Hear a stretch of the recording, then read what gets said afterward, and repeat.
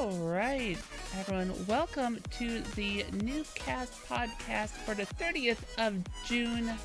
My name is Miss Michelle Jean, and we've got just the Newbcast crew for this week. Hey, that angry badger deserves respect. Look, I know the angry. He's part of the crew. He. Oh, okay. I thought he was just a special guest. Yeah, he's been no. Angry Badger has been a regular on the show for about, well, since we restarted the show a year ago. He was in episode 1. I can't believe it's been a year. I know, right? Wait, what? Yeah. Yeah. Don't forget. Surprise. So here's the thing. The funny thing is our first episode coming back and doing this podcast on a regular basis was the E3 episode 2018, and it happened to have you two who weren't here for E3 this year. Oh. Hi, I could not speak. I had strep throat. Yeah. I denied real life obligations for a very long time, and they had to come about. So trust me, there were many things that I wanted to say. No, look, I trust that you did. I trust that you did, and I understand that things come up. It's just I thought the timing of it all was hilarious. So I could talk, but it was a whisper, and it was a phlegmy, disgusting, like, I was not a human being at that. I was a slug making sounds. That's what I just laid in bed. Well, I mean, you could have just done like a would that be a Java impression while he did that? Look, yeah. Elijah would have loved it.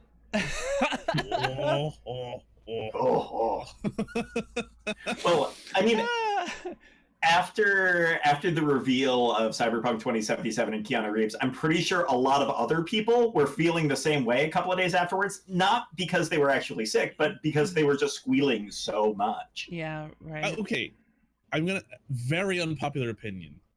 I don't get it. I don't get the, like, you're breathtaking thing, because somebody said it to him. Why is he... Because it's Keanu Reeves. I mean, he's just, like he's a cool dude, yeah, but, like... That's just it. People... Cool? You can't be upset with him. You really cannot be upset with him, no matter who you are. I'm not mad with him. I'm not mad with him. I'm just confused at what the hell happened on the internet. He broke the internet because he replied the same thing to someone else. It's the collection of wholesomeness that is Keanu Reeves, who knew that an action star like him would be that wholesome, I guess. Anyway, I still don't quite get it, but okay, you know, I'm old. I don't understand the internet. Okay? Clearly, I'm not. Okay, I don't get it. That said, guys, welcome to the Newbcast podcast, a gaming podcast where we talk about gaming news and other related stuff. Hippo Anonymous, welcome back to the show. Glad to have you back. It's good to be here. I've missed two podcasts that I should have been on, but life is interesting. Yeah. The first one I had to do a sponsored stream, otherwise I definitely would have been here, but it was like, hey, get paid to play a video game that you love. So I was like, okay, I'll do that. And then I got strep. So, you know, but I missed you guys, and it's really good to be back. And Mish, thank you so much for the mug. Yeah, absolutely. It's a really nice mug. I don't have a mug. No mug for that you. Sucks, Dizzy. I have a mug. Right. Do things taste better in the mug? I just need to know. Mm-hmm. It's almost like there's 42 grams of sugar in it.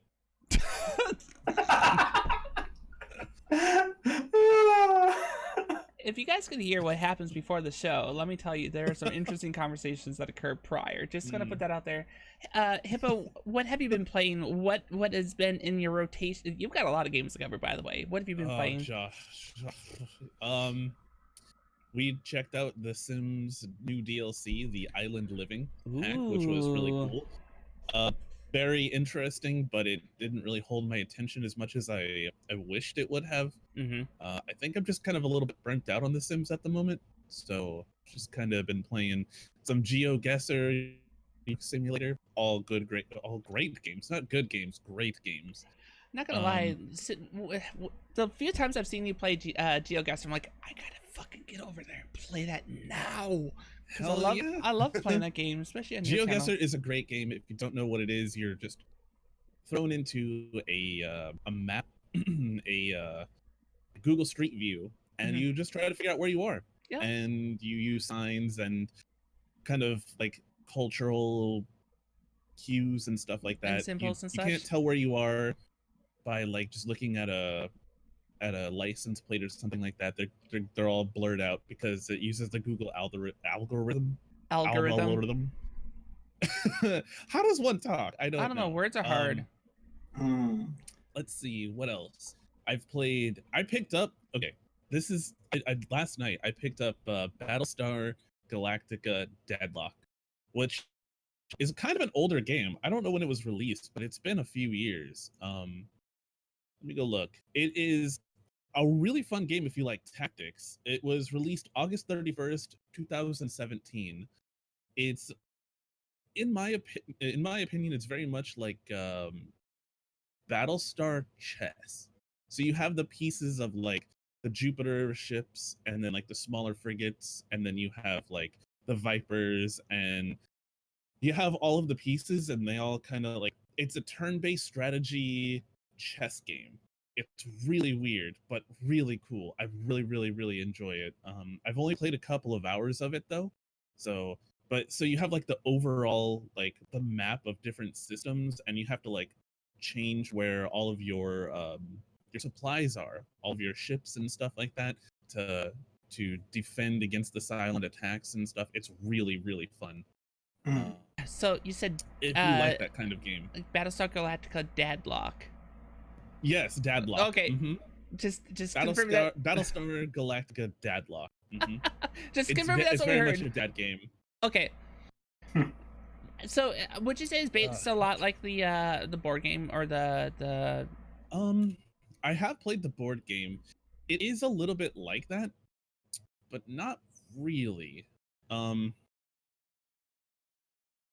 Yeah, I guess you could, but what better graphics? How about that? We checked out this game called oh my god, what was it called? It was like Rescue HQ. I don't know if it's a rescue services tycoon, like emergency services. So you have amber lamps, you have a meat wagon.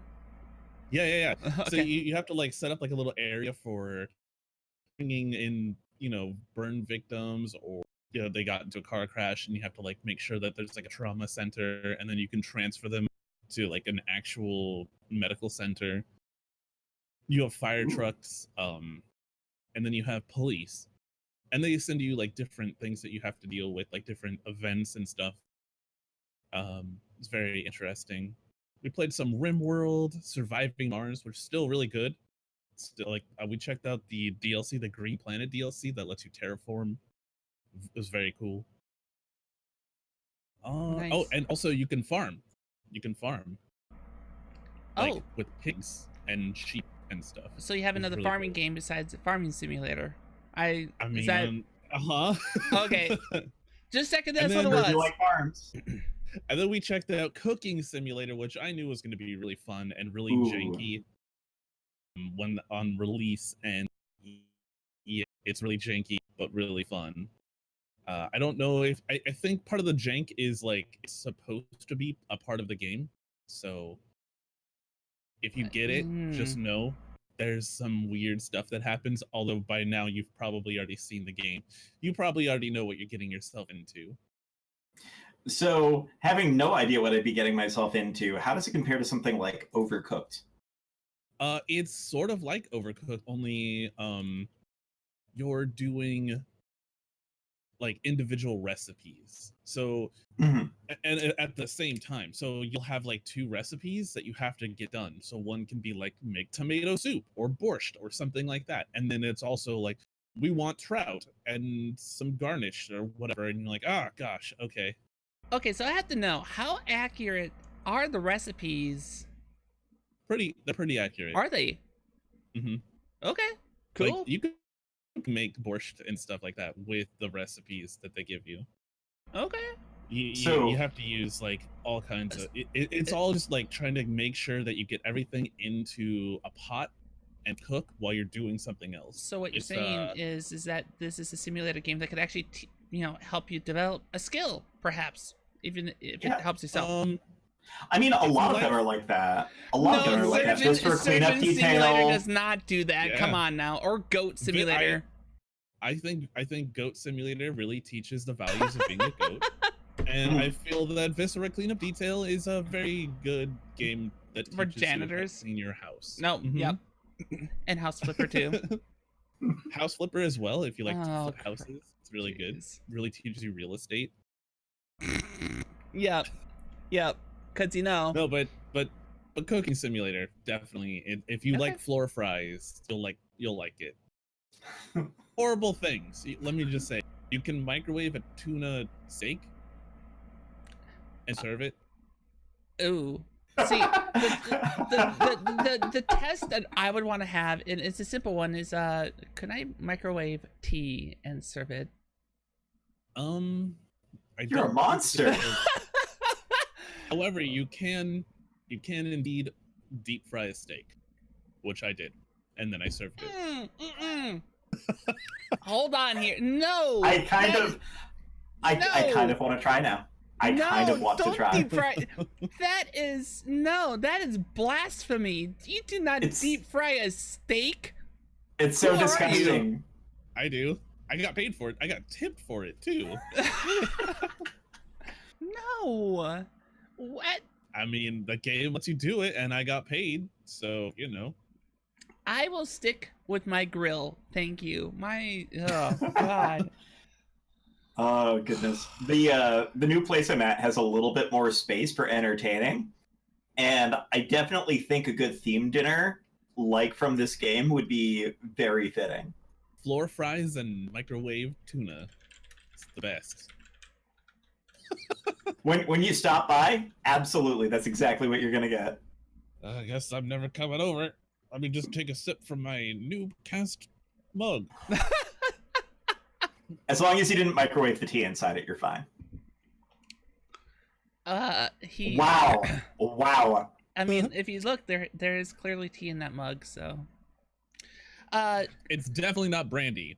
Of course, the other game that I know that this is but because I know you did play it, Bridge Crew, you played some of that too. Yes, we played Bridge Crew. Ooh. Very, very fun game. I'm not gonna lie, when we were playing that, when we got thrown into the 1701A, so the original Enterprise, seeing nothing but Lego buttons, I was like, what the hell am I supposed to push here? At least, on the is it Aegis, whatever it was, the other original ship from the Kelvin universe. The Enterprise? No, not the There's Enterprise. like the original, and then there's like the Next Generation, and then there's like the new one, the Aegis. Right, the Aegis, yeah. Beyond the Aegis, like that was clear. It's like, oh yeah, clearly you do this, and then yeah. Uh-oh. The panels were way better. Yeah, they were way better. Also, totally not paying attention to chat about what we were actually having for problems on that 1701A mission on Friday. I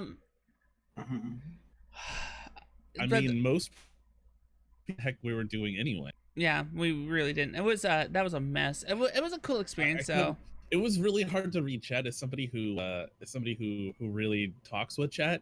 Playing that game, like being the captain and talking with chat, was so difficult. It was hard for me. If you're a broadcaster and you want to play Bridge Crew and you are only talking with your chat really, and like the game is secondary, don't play that game. No, don't play that game. I feel like you need to be. I feel like that's like a higher level broadcaster that I'm just not. No. 500 plus viewers, somebody, like that. No. So here's how I view that. Like the way that the game is designed and the fact that you had to communicate with each other, you couldn't communicate with chat. I feel like it's a great YouTube game. Oh yeah, right. Mm-hmm. That could be a great series on YouTube. Here on Twitch, I think not so much. I think the main issue that I had with that game is that the microphones are always on, even if they're 5%, it's still loud enough to. And so you're like, you mute your Discord and you're talking with chat, but everyone else still hears you just at a quieter level. Yep. It's really, I think it was not a good stream game for us, but No. I had a hell of a lot of fun. Yeah. No, I still had fun. Don't get me wrong. Even the challenges. When I really like that. It was a good time. There are a lot of games like that where like either you have to be at like a certain level of play, like League of Legends for me as somebody who is like Bronze League heroes over here, probably Wood League, like you don't want to see that. Like there's nothing fun about that, and especially when you're so focused in on what's going on in front of you and you have to communicate with other people around you, there's no way you're going to get into chat on that. It's just impossible. Yeah, some of those games are. Going into it, I kind of knew that it was going to be kind of a bad game for chat interaction, but I'm a huge Star Trek nerd, and I really wanted to check it out with everyone. Like I originally, and I think, gosh, was it November of 2018 is when I picked it up the first, like originally, and I was That like, sounds about right. Michelle, buy the game so that we can play together. And then she's like, hell no, $40? But in the Steam sale brought it down to $12. So Yeah, it's like, you can't say no to that. Yeah, see, and I bought it during a Steam sale. I got it for like $13.59. I'm like, fine, I'll get it for that. Plus, you know, the other thing, and I was hoping that the game would keep going after I was done with the stream, is because I would love to try it on here. Oh, I'm yeah. sure that game with VR is so much better because it was originally designed for VR. So I'm sure it's a lot better in VR.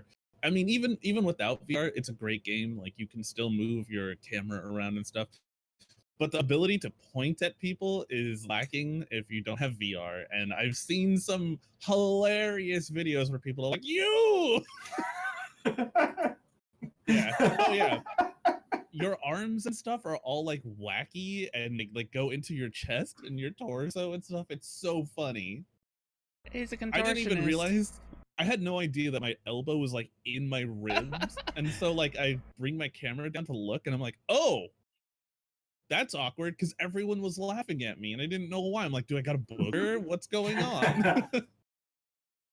Yeah, that happened. Because I think that was on the original Enterprise. I turned around and I saw what was going on. I'm like, what the hell? My chat got a kick out of it, but you know. I couldn't see it. So, I mean, I was like first person, so I didn't get to see the elbow and the ribs. Oh dear.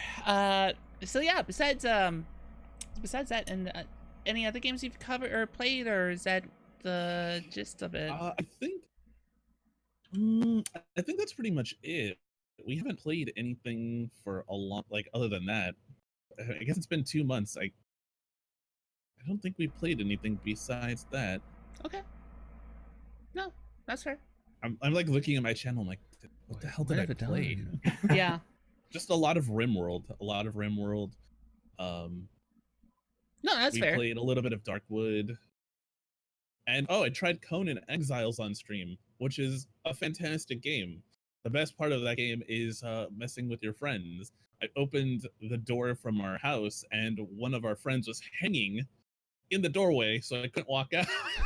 I was like, oh, okay, hi, how are you? I honestly thought you were going to say something about the certain aspects of your character that you can adjust. Okay, I don't understand the like obsession with dongers that chat has. What is up with that? Like, because you can actually change it in the game. Every dude has a donger, unless some bad things happen. You got a dingle dangle donger, okay? So I don't know.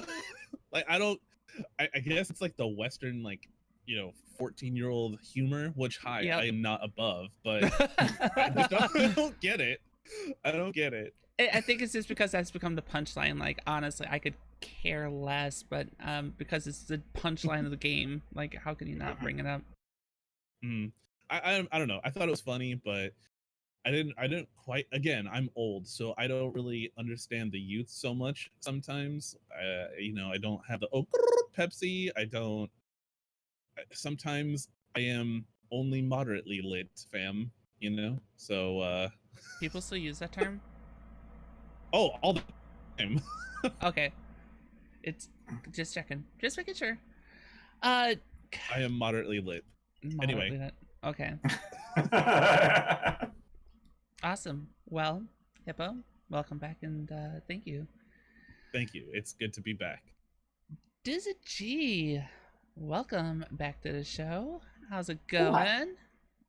I'm doing all right. It's been a very, very fantastic Pride Month for me, and been fairly busy as a result of it. No, I suppose. I haven't seen you since the beginning of Pride Month, and today's the last day of it, but happy Pride Month. Oh dear. What have you had a chance to play anything then? Have you been that busy?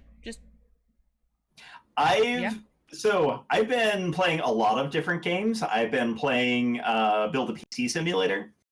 Oh. And not the actual game, but like in real life. I was gonna say that is a game. It's actually kind of fun, but that is a game.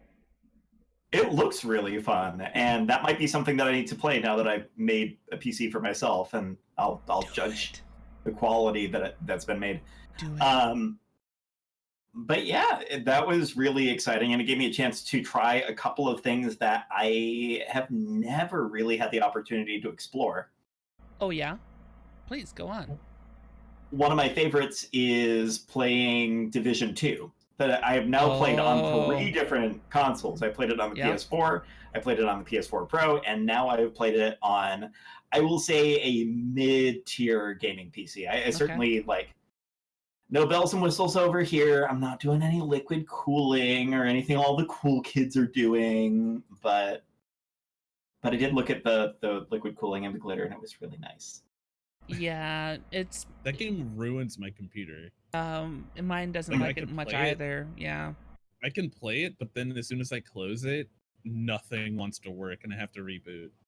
Really? It's not even like on like super high graphics or anything. It's just like on normal. Like that's not what it's supposed to do. Just. I kind of feel like they could do a little better for optimization with that game.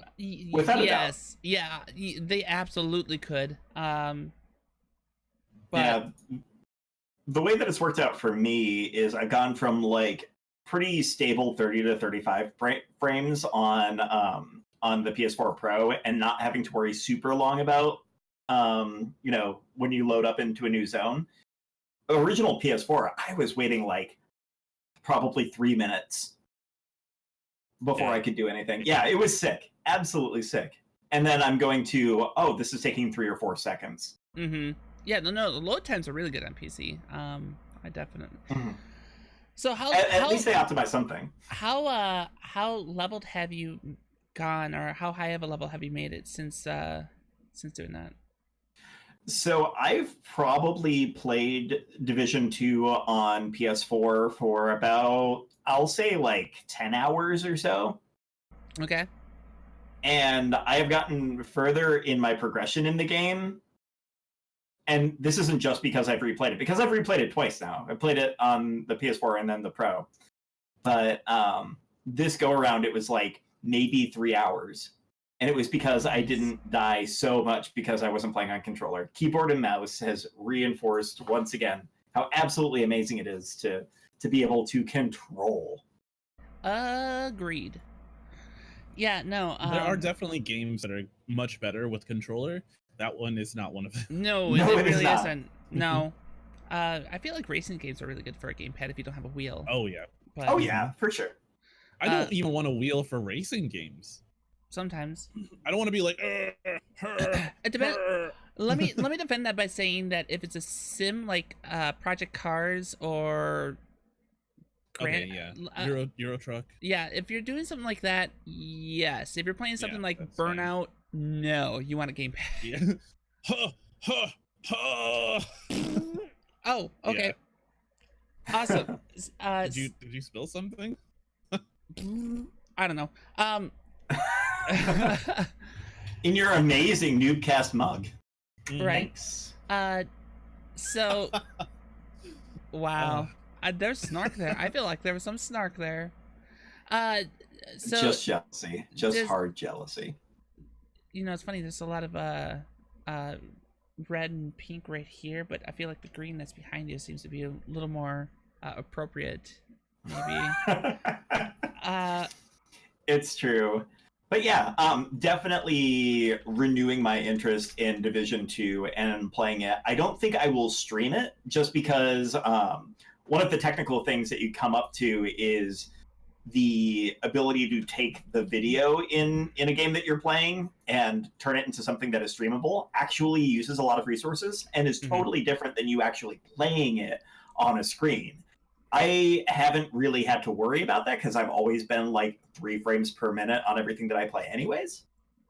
But it really goes to show, especially when you have like a nice monitor, that difference between what you are playing in real life versus what the stream is. And it's just, I want the experience to be just as good for people who are watching as I am experiencing it, because it looks awful when you're like, oh man, this 10 frames per second is amazing. Let's go. I'm like that with 30 frames too sometimes. Yeah, right. 60 like frames for or Monster bust. Hunter World, when I stream that, it has to be 30 frames. Mhm. And I can't.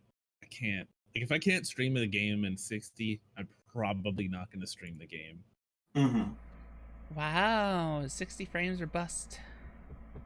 I'm sorry, it just looks better. It looks choppy when it's 30 frames. If you're out there and you disagree, it's okay. Okay. You'll still be friends. Thanks, but John. you're wrong. It's okay. You're wrong. What are you talking about, Hippo? It's cinematic. So okay, we got the Division 2. What else have you been playing, Dizza? Anything else that's been on your monitors lately? One of the big surprises, and hopefully I won't go like full unabridged mode here, is a game called Wargroove. I have been looking for a game like that for a long time. I remember, oh gosh, what was it on the DS? What was the tactics game that I played? Oh goodness. It was so old school and amazing. It's turn-based, it's just go ahead, you know all of your characters and things, you know exactly what decisions are being made before you take an action. I miss a lot of that. It's almost like Golden Sun in that style. I played that game on the Switch when I was stuck in Bakersfield for a wedding during a weekend, and I have to say, it's pretty fun. It's pretty fun. Wargroove is a game. It's a game that isn't pretending to bite off more than it can chew. And I like how it says, hey, I'm going to put in this very, very small amount of asymmetry in your hero units, but everything else is identical between all of the different groups. And at that point, it's a matter of what decisions you are making versus the other team. Especially in a competitive environment, that works out really well. And there is a very tight-knit community that is doing amazing stuff with that system. They're able to build different I'll see if I can. They're able to put together a whole bunch of different options like Capture the Flag or King of the Hill, just based off of the platform that the developers have made. Being able to do that is pretty impressive for what is a very small team. And they create a lot of extra content that way that you wouldn't be able to do otherwise. I was very much like kind of on the fence for that game for a while. Like I wasn't sure if I was gonna like it. I do like tactics and strategy-based games, but I was kind of like really on the fence because I didn't get to see what it really entailed in the game, and I should have just looked for a stream for it, but I just didn't. And then I was like, you know what, I'm gonna go on a trip for a weekend and I'm gonna be really bored and there's gonna be a lot of just sitting around doing nothing. So I picked it up and I played probably about 7 hours of it. It's pretty fun. Yeah, definitely looking forward to getting into the campaign on that. Okay, nice. I have a question. Has any of you guys, yeah, that's how words work. Have any of you guys played the Final Fantasy 14 MMO? I has not. However, Have Shadowbringers has been all the rage with my friends. I was gonna say, I'm familiar that Shadowbringers came out on Friday. I have not made it past level 37. it's not officially out yet. It's out July 2nd, I believe, but if you pre-ordered it, you got a week early. So you got in before the rest of it. Yeah, I just picked it up like 2 weeks ago, and like I decided to make a mage in the game, like a black mage, and I've been leveling it, but I didn't realize that you had to go through story like dungeons, which is not a big deal, but when you cannot find a group, especially at 3 in the morning, by the way, that's a problem. If you are thinking about picking up the game, there are no players at 3 in the morning doing dungeons. Yeah, no, that's a legitimate problem. Dungeons. Right? It is a problem. I mean, so it's funny that you mentioned that because, I mean, Blizzard learned about that years ago with World of Warcraft, and even ArenaNet learned that with Guild Wars, you know, some of the more popular ones, that you don't do that. Ara's got a story mode where you can do it by yourself. WoW doesn't have a single story that goes through that unless it's the raids. But even then, that's optional story. So I didn't like that about Final Fantasy XIV either. I couldn't progress through my story, which if you look at any of the leveling guides, it's like you should do the story to level up the quickest you can. Yeah. I don't know what to do because like I'm brand new to the game, so I'm just like I guess I'll go do some random hunting stuff or kill like 5 of these bear butts. I don't know, you know. Wow, you just brought in the bear butts. I did. So it's funny that bringing up that I guess like because of the way the class system works, like you can't go any further with the black mage. Switch your class. Go to one of the other classes because you start. It sucks to be like, oh, start over again. But I mean, what else? Well, I mean, yeah, but I just hit level 30 last night, and it's a really fun game. But when you're trying to progress and you can't get a group because you're just DPS, it's kind of disheartening. Especially when it's your first time playing the game, you're kind of like, I'm paying for this and I can't even progress because there's no one on right now. And it's like, I guess you could just be a tank and just level up, but that's a lot of pressure on a brand new person who has no idea what they're doing. Yeah. You know? Yeah, no, that is a legitimate concern about the game, and despite all the positive things that people say about it, I think that's a fair criticism to have about it. That I kind of wish more people brought it up. That I couldn't. Oh, it's a gorgeous game. I like the game. Oh, it's fun. I like the story is like okay. Golden saucer, go, bam, problem solved. I was going to say there are so many different pieces to 14 now. You know, like I remember before A Realm Reborn and how absolutely abysmal that was, and I pretty much haven't touched the game since. And maybe I should finally get past that bitterness, but it's fun being bitter, as it turns out. God, man, it's okay to not like a game. Like you should have heard him for Final Fantasy 13 too. I remember being in the room when he finished that game. He was pissed. Like, you don't see Dizzle pissed that often. He's just like, what the hell is this? What was that game? The like walking simulator. It was like a horror game in Russia. I cannot remember the name of it.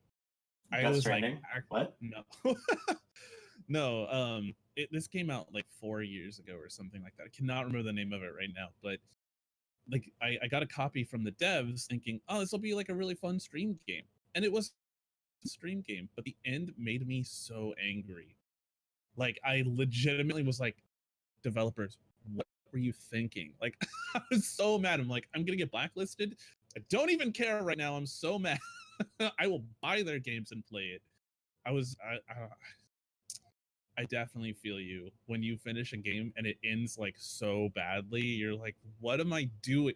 I just wasted like 5+ hours of my life playing this game and you ended it like that? What are you doing? Yeah, that's how people felt for what was that game? That one. Femshep. Why can't I remember the name? Mass Effect 3. Mass Effect. I remember covering People that got one. like really, really mad about that. fair enough, I guess. Well, They just spent, like, so hold many on hours of here. their game, Hold of on learning here. all the series. Now, granted, I've played a fraction of the hours of some of the other people, but even I picked up on a little bit in the first one. And if Theorcraft was here right now, she would be defending this. I'm going to speak on her behalf a little bit here. They foreshadowed it in the first freaking game. They foreshadowed it. They're so surprised. Mm-hmm. Yeah, I agree. I agree with that. Anyway, thank you, chat. The game that I was talking about was Colat. I was very mad how they ended the game. The rest of it, it was pretty fun. It was interesting. It had like really spoopy, kind of weird vibes going throughout the whole game. It was really fun, but yeah, the ending made me so annoyed. I'm not spoiling or anything like that, but someone all of a sudden heard Mass Effect in her name and was like, I've been summoned. What? Jeez. So I'm starting to wonder if anything that goes past a certain number of hours that you have spent in it will always feel that way no matter what. Well, I agree. Because you expect it to go one way, not another, and when it doesn't, of course, the popular thing to do is, well, blah, that sucked, blah blah blah. It's like, it's not your story. Mm-hmm. You know, it's not your story to tell. It's the creators, it's the story writers' story to tell. You don't like it, then tough shit. Don't buy the next game. But it is my Pretty story. much. I've been sitting around for 80 hours to get this just the way I want it. Find a roleplay game. Then you can make Yeah. your own story. Then you can make your own fucking story. Problem solved. Until you roll ones. In which case the story tells you. This is true. I have a very, very short story about my first D&D session. Oh, Ooh, here we go. I okay. want to hear this. So I was brand new to D&D, and we were playing over the internet because some of my friends were in Japan and another person was in Switzerland at the time. So we were playing, and you're supposed to roll the D20 for damage, but I rolled I was rolling a D5. Yeah, I think it was a 5. It was something like really stupidly low. A 6, yeah. How do die work?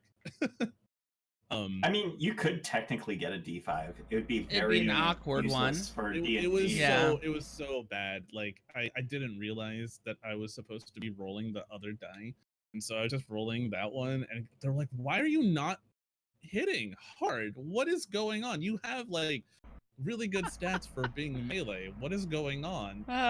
So like we played a whole session like that. Good times. Yeah, we in my D&D game, we finally figured out that my character, which is a sorceress, rolled a lot of strength. She's she's as strong as the warrior in the group. Shouldn't have been able to, but she's as strong as the warrior. Which is hilarious. Just how I rolled the dice. It's just how I rolled the dice.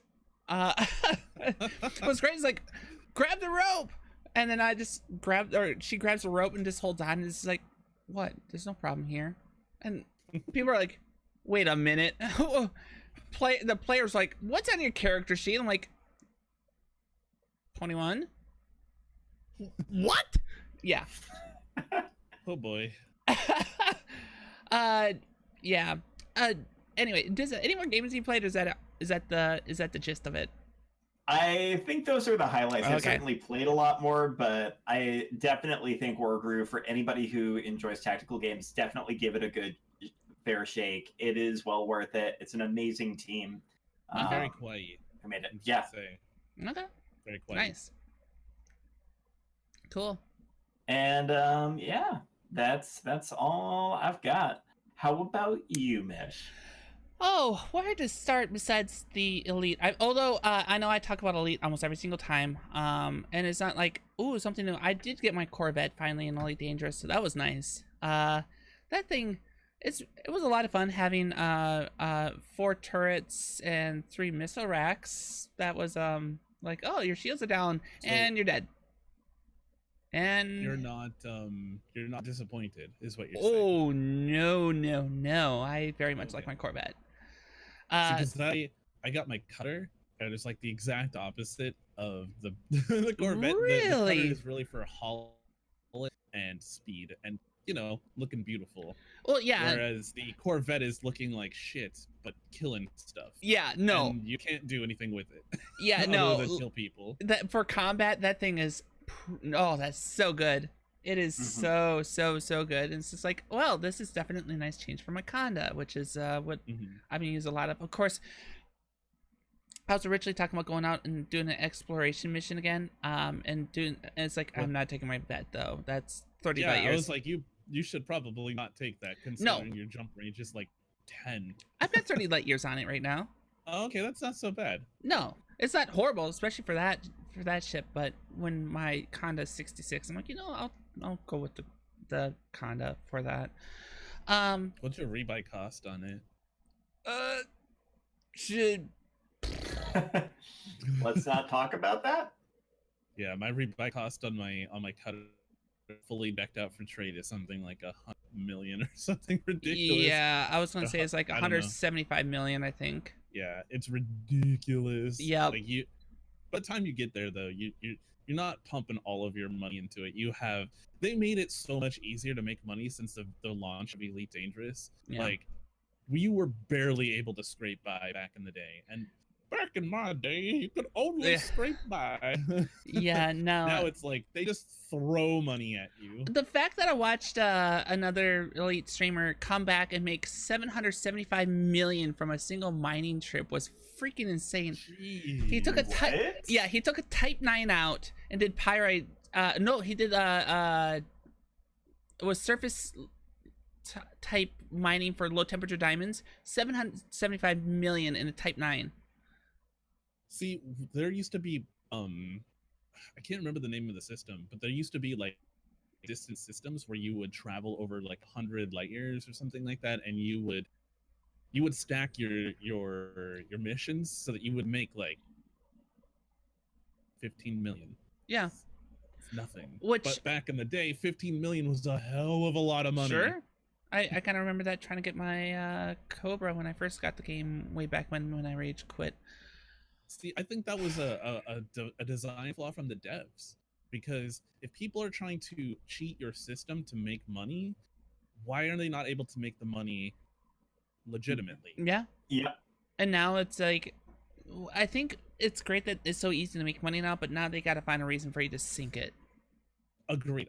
Now it's just like the accumulation of wealth. Like if you're a new player in Elite Dangerous, you can totally once you kind of get your bearings, you can easily make money. Totally not saying that as a partnered Frontier streamer. Nope. Not saying it. I mean, I'm saying it. I am not partnered. Hello, hi. I don't have any biases other than I'm not partnered with Frontier, and they throw money at you. Yeah. No, I think it's fair to say that it'd be nice to see a way for you to sink the money that you make. I mean, the fact that I'm sitting at like 817 million on Wednesday when I do Elite. I'm thinking about doing void opal mining, which is going to bring me right back over the billion mark.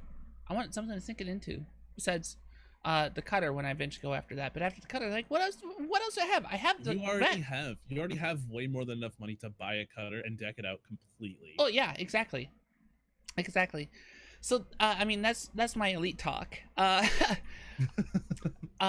last few weeks I've done some community choice stuff on Tuesdays. I was doing Fridays. I'm like, someone else does that on Fridays. I don't wanna do it on Fridays also. So I switched it up to Tuesday. I've had Euro Truck Simulator.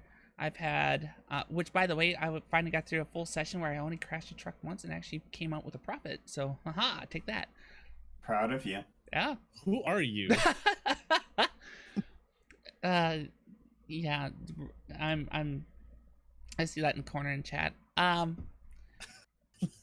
Yeah, so I did that. I have actually gone back and done season 17 of Diablo 3, which is the first time since season 6. How? Nice. How is that? Because I used to be used to be heavily addicted to Diablo. How is it? It was pretty fun. It was pretty fun. It's a lot of fun. Yeah. I've been in it a little bit earlier. I right may at have- the beginning of it. Yeah, no, yeah. I mean, it helps that it has its own power level me right away. So That's 70. always nice. Yeah, it's like, here, just jump on. All of a sudden, I'm 70 Yeah. with a Paragon level. I'm like, all right, well, Mhm. this is more. So I haven't been doing as much on stream, but I got the character up to Torment 1 now, and going back to dungeons. I'm thinking I'm going to have to kick it up to Torment 2 here pretty quickly. But Demon Hunter, she does Oh, a God, lot of damage. She I does love a lot of damage. Demon Hunter was my last character. I think it was season whatever season was previous to this one. 16. We played 16? yeah. It was a lot of fun. I really enjoy just murdering the entire screen with one shot. Yeah, pretty much. Mhm. Pretty much. Yeah. I mean, it was a lot of fun. I know that it sounds like another person who I'm hoping will be on here soon wants to do a collab with me in Diablo, so that might happen. And then gosh, what else was there? Oh, the monk, the elephant in the room, the Grand Theft Auto roleplay sessions. So many people have been trying to get me into the crew. Do it. It's not even just you. It's so many people. I kid you not. I was in different RP channel. Because last night it was a night off, and after I finished some work I had to do, I was just like, all right, I'm gonna do stuff where I don't actually have to focus. I can do something different. And I was in the crew RP, which is run by Yazili, and one of the streamers who is one of the larger streamers on that particular server saw my name. He's like, hey, what do you think it would take to get Hippo to play this? I'm like, I don't know. I mean, it's cool that you recognize me in the fact Please that happened. message me who that. Shoot. Talk to the dog later. He might remember. It wasn't him, but it was that channel. Not obvious at all about who I'm talking about there, but Yeah. but so Why? I did create a character on there. I created a taxi cab driver named Jean Hart, who's a little down on her luck. She's just trying to make money to get by. She has to keep competing with Uber and Lyft because fuck Uber and Lyft. And so her philosophy is, I will go as fast as I need to go to get the fares from point A to point B, and I know that Lyft and Uber won't do that because they can track that, and the taxi company will do that. And she's got this decked out taxi cab car that is expensive because if there's underlights and it's a shiny chrome purple and everything else, like obviously people are going to want to ride that instead of the Lyfts and Ubers. Yeah. I was kind of amused because I know this. My character doesn't know this, but I know this, that apparently I had 3 different cops trying to chase me down on the highway last night because I kept coming up on their speed traps. But because it's a decked out sports car as a taxi cab, like, I was going as fast as they were. But again, Gene Hart, Gene Hart does not know this. Huh? No. Did you go to Plaid? You didn't go that fast? Clearly not. Hippo will be disappointed until Plaid is involved, in which case everything will be fine. But right. Mm-hmm. Yeah. So I kept going. Like I was waiting for one of them to catch me and just be like, oh, I can't do that because I kept the emergency blinkers on, the all 4 blinker lights for the emergencies. I had them on, Yeah. so if I got stopped, I'm like, what? I can't. I thought you could do this. People do it all the time. You yeah, know, it's an emergency. I was so waiting for that to happen, and then it just didn't happen. I'm like, damn it! I was really Because they hoping couldn't for that. catch you, you just about blew past Yes, yes. There was actually one where I knew I sped right by because I saw them on the side of the road, and then I ended up having to turn off because I was dropping off fare, and they couldn't find me. I'm like, oh my gosh! And it just. But besides that, it was fun. We a lot of the roleplay has been really entertaining, and and I've had fun with it. I'll probably do more. Of course, my character might have a quick change in her story soon, based on what might or may not be happening. So I guess we'll see if she stays a taxi cab driver or if she's being recruited for to serve better purposes in the city. Oh, is she becoming part of the mafia? Wrong side of the badge. Are you gonna become a cop? I don't know. Okay. It's Look, not. She's gonna just be a because you have taxi a badge doesn't mean you aren't part of the mafia. I'm just saying there is payroll. There is payroll, and it's better when you get 2 of them. See, I feel like Dizzo would do really well in this. I feel like Dizzo would do really well in this. Right? Could you imagine? Uh-oh. By the way, it's on Here sale comes right some now. more recruiting. By the way, Dizzy, the game's on sale right now on Steam for only $14.99. Just gonna put that out there. Just and I the have mods not played since August of last year. It needs an update. It's just sitting there. Update. Pause. I have not updated it for like almost a year. Oh, That's wow. fair. That's fair.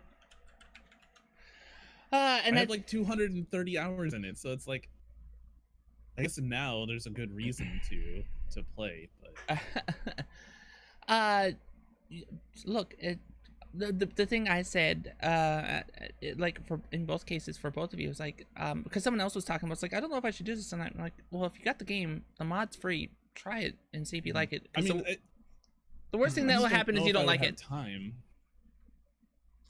Well, you never know. I don't think it would go well if I streamed it. I honestly don't know.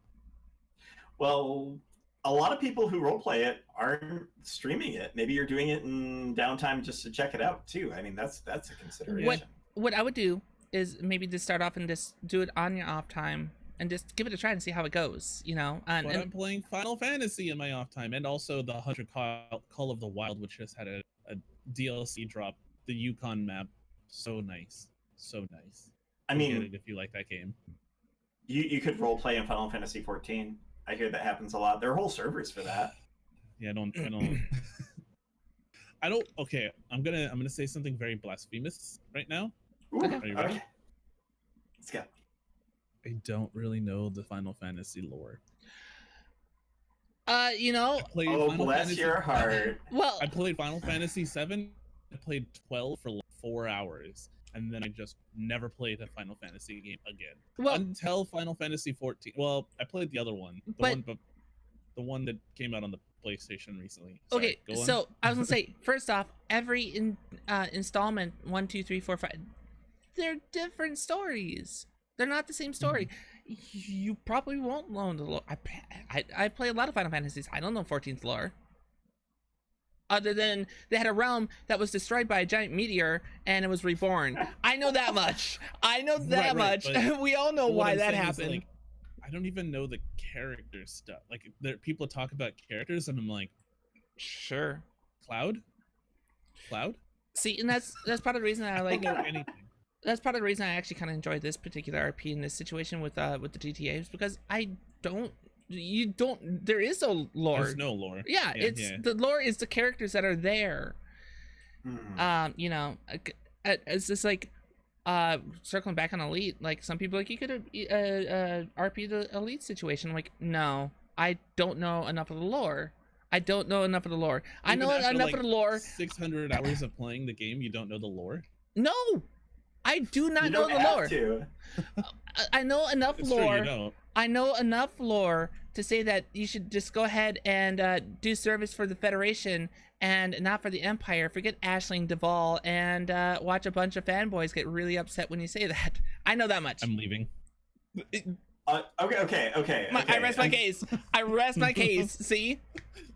Exactly. But you could do something completely irrelevant to it too. I mean, I think Hippo would make for a very great Spike. I mean, obviously you would be Faye-Mish. I have to say, when I was playing Elite Dangerous, like hardcore, I kind of had the podcast because I had some grievances to as just like a player in the game. They've done a lot to fix it up, a lot though. so which is nice. But I do feel like they implement stuff that's very bare bones, and then they build off of it. So Mhm. when you first get the update, you're like, "This is cool. Oh, this kind of sucks," and then they build off of it and make it better. But on the first release, you're kind of like, "This is I can see what you're doing, but it's not finished. Mhm. Why did you release this? Why didn't you just finish it?" And then you kind of like, "Okay, well, you needed to get it out, and you need to keep people's attention, but Mhm. also it's not finished, so it's frustrating." Because like when they released Power Play, have you done any Power Play? Um, not officially. So on my alt account, I may have power played for Ashley Default. But my main account, I'm Yes, not. you did. Okay, yeah. So when they first released Power Play, Mhm. it was very much. It wasn't buggy. It was just like super grindy. You didn't have a lot of money, so you had to just throw money at it.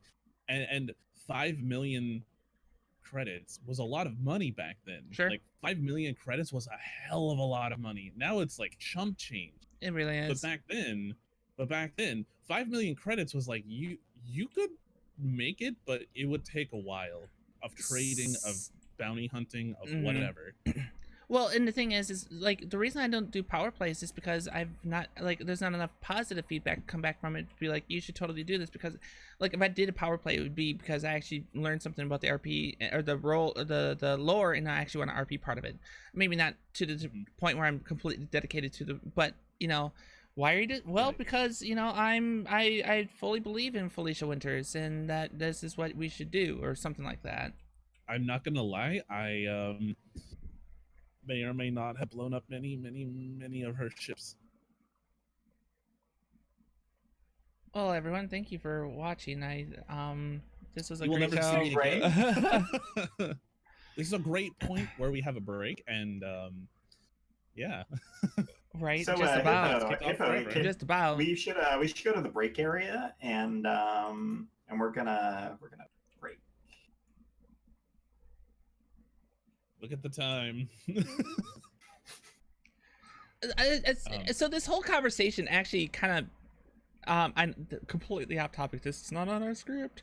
How do you guys actually roleplay your games? Like, just how do you guys end up roleplaying your games, and like what degree do you do it? Because apparently that's been part of this conversation. So. I think that when you have a character who has like a significant deficiency in some way, it really adds to the RP. It really adds to the story. So Mhm. it's not how good you are, how good your character is. It's how bad your character is, because that's where the humor and the entertainment comes from. Sure. No, I absolutely agree. It's with Jean Hart, the Grand Theft Auto character. That's why she's accident prone. Oh yeah. It's Just tripping on stuff. well, it's like, how did you do this to your car? I'm like, well, I was going down a mountainside road, and I had to do a slight compensation. All of a sudden, I was rolling down the edge of the mountain. I don't know. Yeah, but stuff like that, like I think that was one of the few times where people were like flat out laughing their ass off in chat. And you're absolutely right, Hippo. Like having that deficiency, because it adds an element to the character. It makes it more personable, right? It makes a person more personable. When you're like, it's not interesting because there's no downfall, there's no struggle. Yep. The struggle is the story. The Yep. struggle is what makes the character the character. So if you don't have a struggle, if you don't have deficiencies and weird things like that, then it's not entertaining. It's like you're just a person doing stuff. Yeah, and don't get me wrong, that works very well in a video game to have a silent protagonist that's just doing the best thing all the time. Because even to me, that's boring though. It can boring. be. I want but it depends on struggle. what you I want want to do. strife. I want like. That's where the stories come from. That's where that I've learned that from RimWorld, you guys. Like a Cloud Strife. The real struggle is like just trying to stay alive and do the thing that you were trying to do. And when that happens and weird things happen when you were not expecting it, that is the story. That entertainment and interesting stuff that happens. So if you have none of that, it's very boring. Obviously, if you have too much, then it's like it's too much. Then there's too much struggle, it's too much strife, and you can't do anything. You have to have that balance, right? That balance of like, I tripped and I broke my face, but I'm okay. Yeah. And now my nose is flat. And Yeah. No, you're absolutely right. You're absolutely right. You get some of the most entertaining stories out of that too. One way or the other. Yeah. It is fine to be suboptimal. I know that we all just watched GDQ and saw people really, really, really, really, really optimize stuff, but I will tell you. Sorry. Well, that's okay. You have a mug, so you're still cooler. Does it count that I can see the hotel on a regular basis that they're at? Because it's in Minneapolis. So I'm in now Minneapolis. that I'm jealous of everybody again. Just gonna put that out there. Yeah, it's just it's in Minneapolis, just like I am. But yeah, you think of like an RPG. The last game that was played in GDQ this year was Chrono Trigger, which is an absolutely amazing game. And there are a lot of cool things to check out. And there is some joy in seeing somebody be able to complete that game in less than 6 hours, 100%. Like, that's really cool. Mm-hmm. But one of the best joys of that game is getting to know the story and getting to know how things connect and being able to play it multiple times, even though it's clearly suboptimal to play a game more than once, to get the little idiosyncrasies and other options that you have available. Mm-hmm. So like being imperfect is great. Being imperfect is like humanity.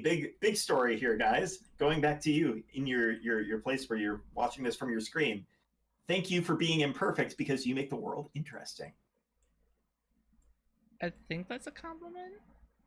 It absolutely is. I echo that. It is definitely a compliment. Yeah, don't be afraid of being different, and that goes with all of your stories as well. I think one of my favorite moments, and I'm a bad example in role-playing games. Like right now, I'm in a Pathfinder campaign, and a lot of it has been pretty much me going in and playing the game and dealing with combat and things. There hasn't been a lot of direct interaction and interesting things there. But the best moment was when everybody ended up being in this this giant party that was in like a world tree, essentially. And my character has never consumed alcohol in his life, is bothered by all of the music and loud noises that are going on, and decides, well, this is my time to try, and gets into some very crazy situations that he was not prepared for. Mm-hmm. Like making decisions that are on the edge and then completely go down a different path than one would normally expect. That's where you find the interesting stories. That's fair. One could say that's the exact same thing about real life too. Mm-hmm. Well, sure, because that's the case of art imitating life, right? Like, it's an interesting thing to keep in mind, especially if you're doing characters for your role plays too. Like, while you figure out your character, like, maybe just write down a flaw that you want your character to have, and then play on that. I usually do something very entertaining, or that has the potential to be very entertaining, so. Well, that I mean, I totally agree. I mean, that's why I went with accident prone. That's why, especially with the fact that in my character's case, she speeds all over the place to get her Ferris to really going, and she's accident prone. Yeah, see where that's entertaining now? Uh-huh. The fact that I've had to call a tow truck. I've been in the city for a week and a half, and I've had to call the tow truck half a dozen times. Yeah. Like, yeah. Yeah, no, it's really interesting to hear that. And I suppose it's probably concepts to take it into all type of role plays. Like if you're doing something like this, or something more traditional like Dungeons and Dragons or Pathfinder, where for sure, you want to do that with your characters. Mm-hmm. Yeah, as for role-playing in video games, I haven't done that in a long time.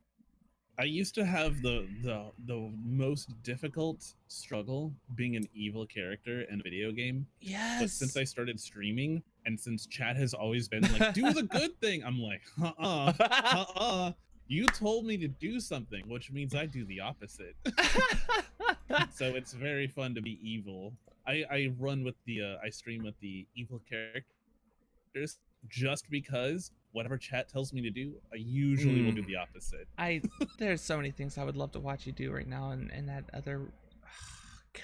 Chat's just like, oh, you should save that person in Red Dead. I'm like, oh yeah, let's get the horse off of her. Ooh, look at all the money that she had on her. Yep, Well, that's a thing.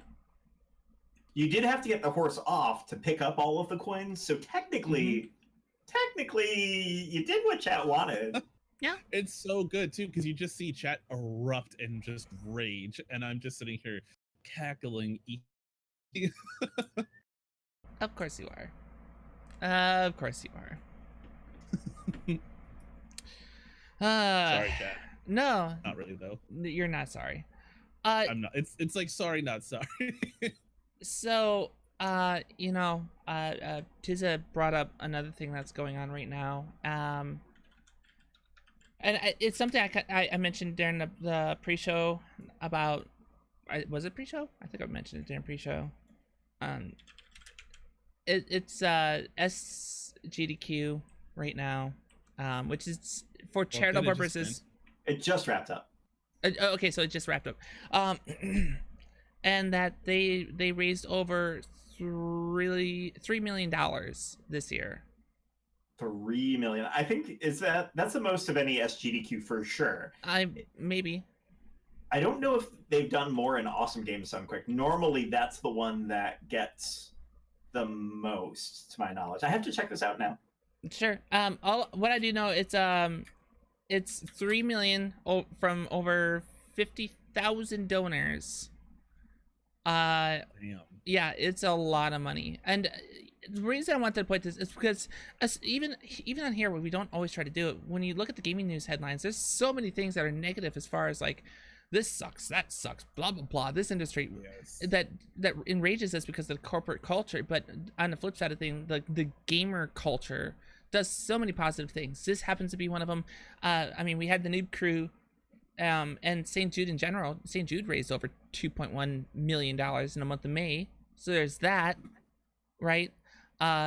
There's Extra Life, which is for the Children's Miracle Network. And because with sites like Tiltify, there's so many other charities that you can get involved with. I mean, there's one that I'll be working with in August that is local here that does money for mental health awareness. And I don't know. What are some of the other campaigns or things that you've noticed that our culture's done to bring awareness to these different things and different charities, and what good have we done? I mean, Twitch is what? This is the last day for raising money for the Trevor Project, right? Oh yeah, That's true. yeah. With all the what is it? So 10 cents for every 200. Yeah. Are they officially said? Twitch officially has said that the pride emotes, if you have them, will be staying. Woo-hoo. So I don't know if you let me see. I don't know if you don't have them, you still get them or not. I'm not sure. I assume Hopefully. that that's not going to be the case, because otherwise then it's just the event's always going on. Well, But that would be really nice, because I only have one rainbow wing and I want the other one. I was about to say there's a lot of people out there who only have one rainbow wing, and I'm sure they would love to have the other one. But you're right. Yeah, the Trevor Project this month, and over the holiday season we had the disaster relief fundraising that occurred with Bits as well, and people are so giving in those situations where we've raised so much money for all these different charities. I think it's really cool, and I just, when in doubt, in regards to gaming culture, gaming news, and what goes on in it, we do a lot of good too. And I mean, when you're talking about a large group of people, there's always going to be assholes. There's always going to be people who take things way too far. But there's also going to be the opposite of that too. There's always going to be people who do good, who are out there, outspoken, trying to make a place a little bit better every day at a time, as much as they can. So while you do have that like group of people giving developers death threats and stuff because they didn't like their game, or they didn't feel included, or something like that, bunch of the but that doesn't get attention most of the time. The only time that it gets attention is when the media sees a lot of money. That's the only time that you ever see something good happen in gaming culture or whatever. So that no one cares that, you know, Joe Schmo streamer who has like 40 average viewers is like making those 40 people feel better every single stream, every That's single true. day. They're there That's day in, true. day out for each other. No one cares about that. Like only the millions of dollars that people have raised.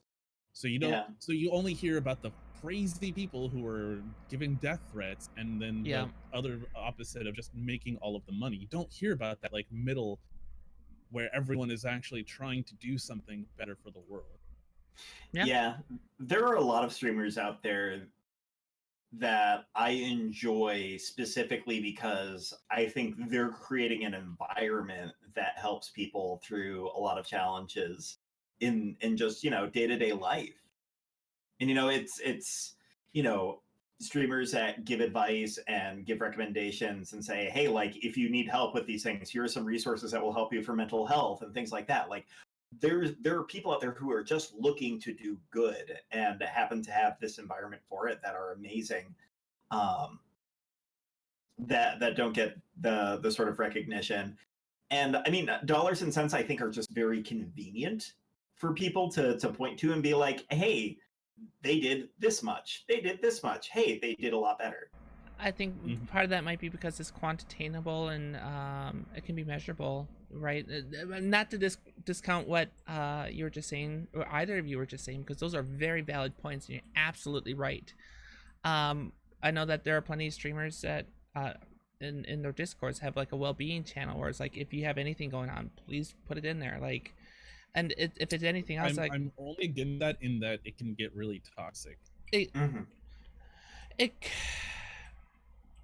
I've seen people's channels get to the point where it's like they just have to delete it because it brings too much negativity to their server. Interesting. I think it has a lot to do with what people are doing with those sorts of environments. You know, at the end of the day, is this, I'm putting this out there so that people can say what's on their mind and I can help them with resources that make sense? Or is it, I just want more people to come in and hang out, and this is a way for them to output all of their stuff that they're frustrated about, but then at least they're here hanging out with us. Like, Right. Yeah, for I me, think there's I've seen it to where there's certain individuals, and this is not, take what I'm about to say with it, but I do feel that there are certain individuals who go to a place where they can like vent their frustrations, and you know, and sometimes rightfully so, they've got it bad, right?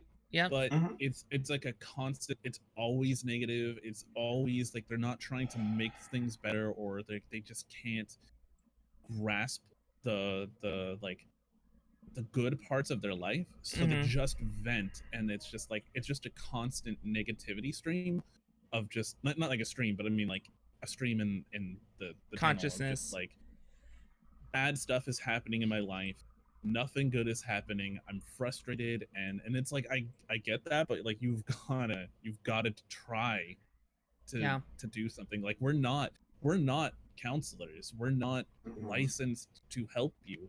We're here, we're your friend, we can listen to you, but only so much. You know? Yeah. The best that I can do is, past a certain point, recognize that it's not within my capability.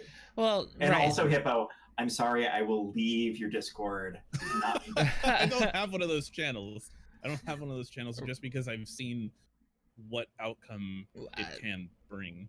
You're right. I don't advertise mine a lot, but mine is there. It's just because, look, as long as people are understanding that it's like it's there to vent, and people are there because we love you, we care about you. Yeah. But again, we're not licensed, practiced counselors. We can't actually help. We're just like you. Yeah. We're exactly like you. Yep. And some of us are flawed with our own issues too. So I mean, everyone has their own issues for sure. Absolutely. As far as the charity thing, though, and a lot of what we do, I think it's again, positive light, because we don't get enough of it, especially it seems like lately. It's true, we don't.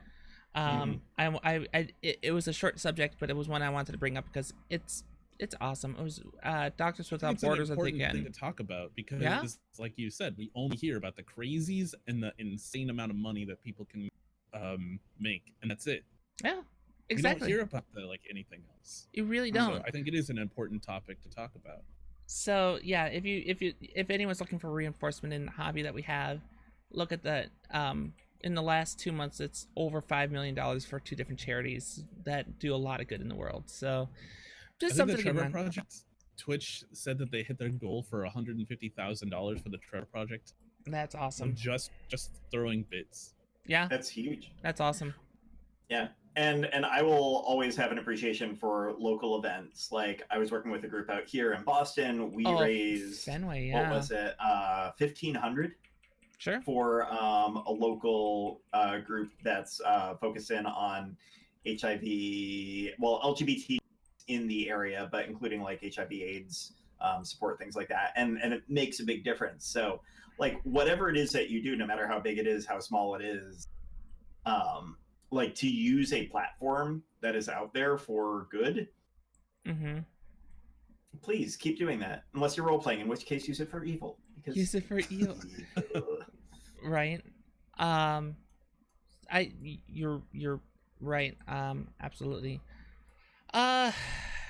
So with that in mind, I think right about now is a good time to go ahead and take a break. So I would like to encourage everyone for you to get up, move around, stretch. Of course, unless you're listening to this or watching this on the VOD later or on iTunes, because this will only be a moment for you. But for everyone else, go do the thing. And we will be back in a short bit where we'll keep talking about the various things that we have to talk about, I guess.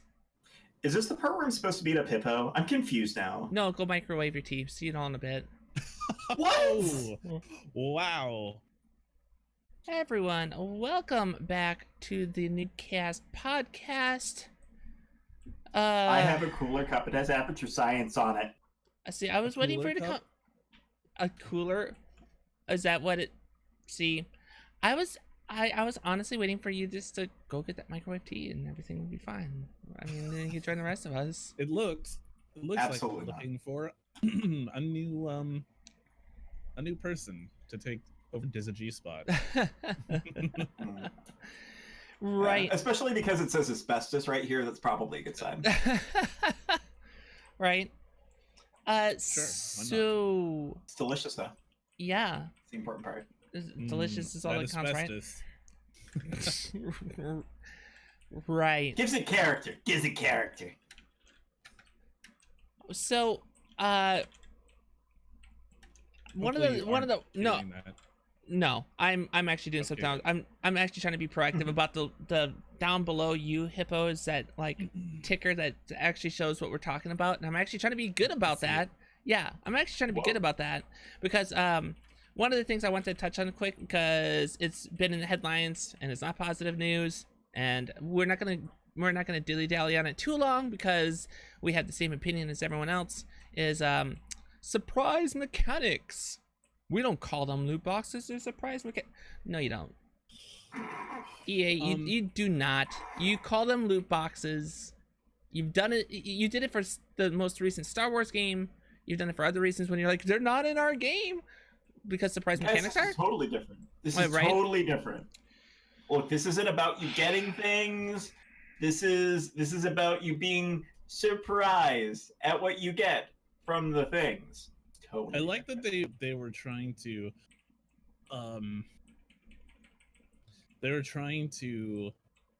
liken it to like kidney eggs. Yeah. Kidney eggs were illegal in America until very recently. Yeah.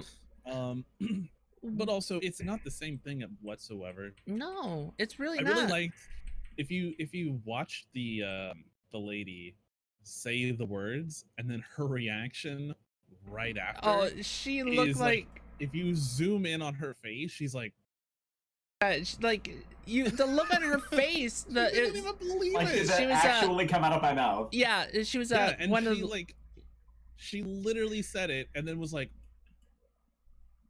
Yeah. Should No. have read that It, teleprompter a little bit further in advance, I guess. well, and the thing is, like, okay, she's one of the lead legal individuals at EA that was speaking to Parliament, and of course, Parliament is. You heard the Parliament member like moment too when he heard it, because he didn't believe it either. No one believed it, and so what I don't know who else has covered. Like, yes, they tried to liken it to Kinder Everyone has Eggs, covered and this. right. Everyone is covered. One of the aspects that I haven't heard as much, like to a same degree, is with these loot boxes. Like, there's a capital expense. You have to pay the $60 game. You don't have to pay $60 to get your Kinder Eggs. You can just buy your Kinder Egg. After you buy your Kinder Egg, you have a physical piece of something that you get to keep. You don't have to worry about the server shutting down later. That's also different.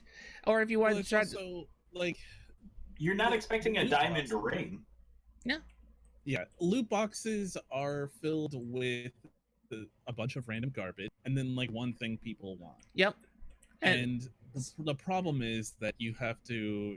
It's RNG, right? But they can control how much the RNG is. So it's like you're probably not going to get the thing you want until you pay like $50, right? So, or a set amount of currency. Mhm. The probability is very low until you spend a certain amount of money or whatever. You know, it doesn't even matter. It's just I don't really want to harp on this thing because everyone has, but it is a topic that we should talk about a little bit. Yeah, and that's just it. Like, Yeah. I don't want to beat the dead horse already, because that thing's been pounded into oblivion. But live chat, you can go ahead and drop the lewds for that. Look, we're none of us are fooled by it. We all know what they are. We all know they're RNG slot mechanics that is designed to eat money. And I think one of the things that I would really like to encourage, I don't hear it enough, is that you keep talking about these profits that you're making off these. Money is finite, and we only have so much as consumers to your company. So what happens when that well dries out? You know. So here's the thing, right? This is about branding. So when you brand yourself and you make a company, people are going to be, they're not logically attracted to your product or whatever. They're emotionally invested in your product. So when you make bad emotions over and over and over again, do you understand that you're bankrupting yourself? There's no redemption after a certain point. Yeah, no. Like, I feel bad for a couple of the development houses that are being directed to do what they do. And it's the same with Activision, too. Like, some of the development houses that are stuck. We can't hear you through Discord. You can't hear me. Yeah, we can hear you now. We were like cutting out, and then you just completely cut out. Weird. I'm sure the stream can hear you fine. I'm sure the stream could hear me fine. That's what happened last time. No, I was saying I feel really bad for these development houses that are under these publishers. Like, Activision's the same way. These certain developers that they get directed to do certain things in their games that just, and Bungie was a great example of this, right? Activision had given a lot of direction on Destiny 2 and how it should be, in the loot box situation with Bungie and Destiny 2 was not popular, and we later find out that Bungie really didn't want anything to do with it. It was all Activision. I feel like if the trends for this year continue with EA and Activision, they're going to be fighting for the toilet bowl award for the industry, if not all industries at this rate, because they are not winning over a lot of people as far as their behavior, as far as how they treat the consumers. Well, the good thing about EA is that you already know where you stand with them. You don't matter. They only want you for your money. As a consumer, they don't give a shit about you. They just want your money, and they want as much as they can milk from you. So if you know that, don't do it. When official legal representation for a company gets to the point where they're trying to use a technicality to make their statement for what they've been trying to do for years, and we haven't heard this statement until now. Like, this is sudden, this is specific to what's going on. It's very carefully worded to try to make the strongest point possible, and it's ridiculous. if we're paying for it, we're Right. asking for it. Right. Well, and this goes back to that conversation we had before. It's like, so if these developers start doing what you wanted them to do, what do? It's like you buy their product, right? Reward them with the purchases. That is the problem, right? Is that EA will purchase a company that's actually making a great game, but then wrap it in the shit that is EA, and then throw it out there, and people are like, dude, I want to play that game, but I don't want to deal with the stuff that they do with it. Well, but it's also a good game at the core. I mean, you kind of see that with even developers that have been under their umbrella for a time. I mean, look at BioWare. People love BioWare games, but because of the influences of EA, they came out with games like Anthem that they're like, oh yeah, we're completely dedicated to this. And part of the reason I think that the production just stalled like it did, like we've covered it and we talked about the production cycle for Anthem. Part of me almost wants to believe that the reason that it took so long is because no one wanted to make that game. It's not the Real House. That's not what they do. Well, like, wasn't the I vaguely remember us talking about how one of the people was like being very micromanaging, and then they had to like completely throw out bits of the game that they already created to make a new part of the game. Yeah, and that then they were happened like, too. I don't want that either. But that all happened in the last 18 months. They were working on it for years. But I mean, from an art aspect, like speaking from the perspective of someone that does art, like I do photography, right? If someone suddenly commissioned me to do a drawing, I'm going to stall on it because I don't want to draw. I'm not good at drawing. I want to do photos. Right. This is although not exactly the same, it's awfully similar, right? Mm-hmm. So I guess what we're really saying is EA, Take-Two, sit down. Loot boxes are loot boxes. You know exactly what they are. Trying to call them anything. You can wrap a turd, but it's still a turd, and we know what it is. So either way, you should put it down the toilet, okay? No. I think what they were trying to do was not convince gamers or people in the industry. They were trying to convince politicians who have no clue what they're talking about in most cases. That's a good point. That's an interesting point. Generally speaking, politicians, they don't give a crap about video games. No. They don't care. No. So when they're completely clueless, they can get away with saying shit like that, and people will believe them. I would argue older generation politicians, some of the newer, because the one gal that won the state house, and her website had the Final Fantasy VII fanfare for a while because she was a video gamer. Like, that was one of these things. She's like, I'm just another person. But you're right. Mm-hmm. You're absolutely right in what you're saying, that not enough care or whatnot. And for the most part, you're right, because it's still they're older and they don't care. Like, if you think about it, when you dedicate your life to politics, nothing else matters, right? Like, you can't. Mm-hmm. You can only focus on what is in front of you at a certain point. Yeah.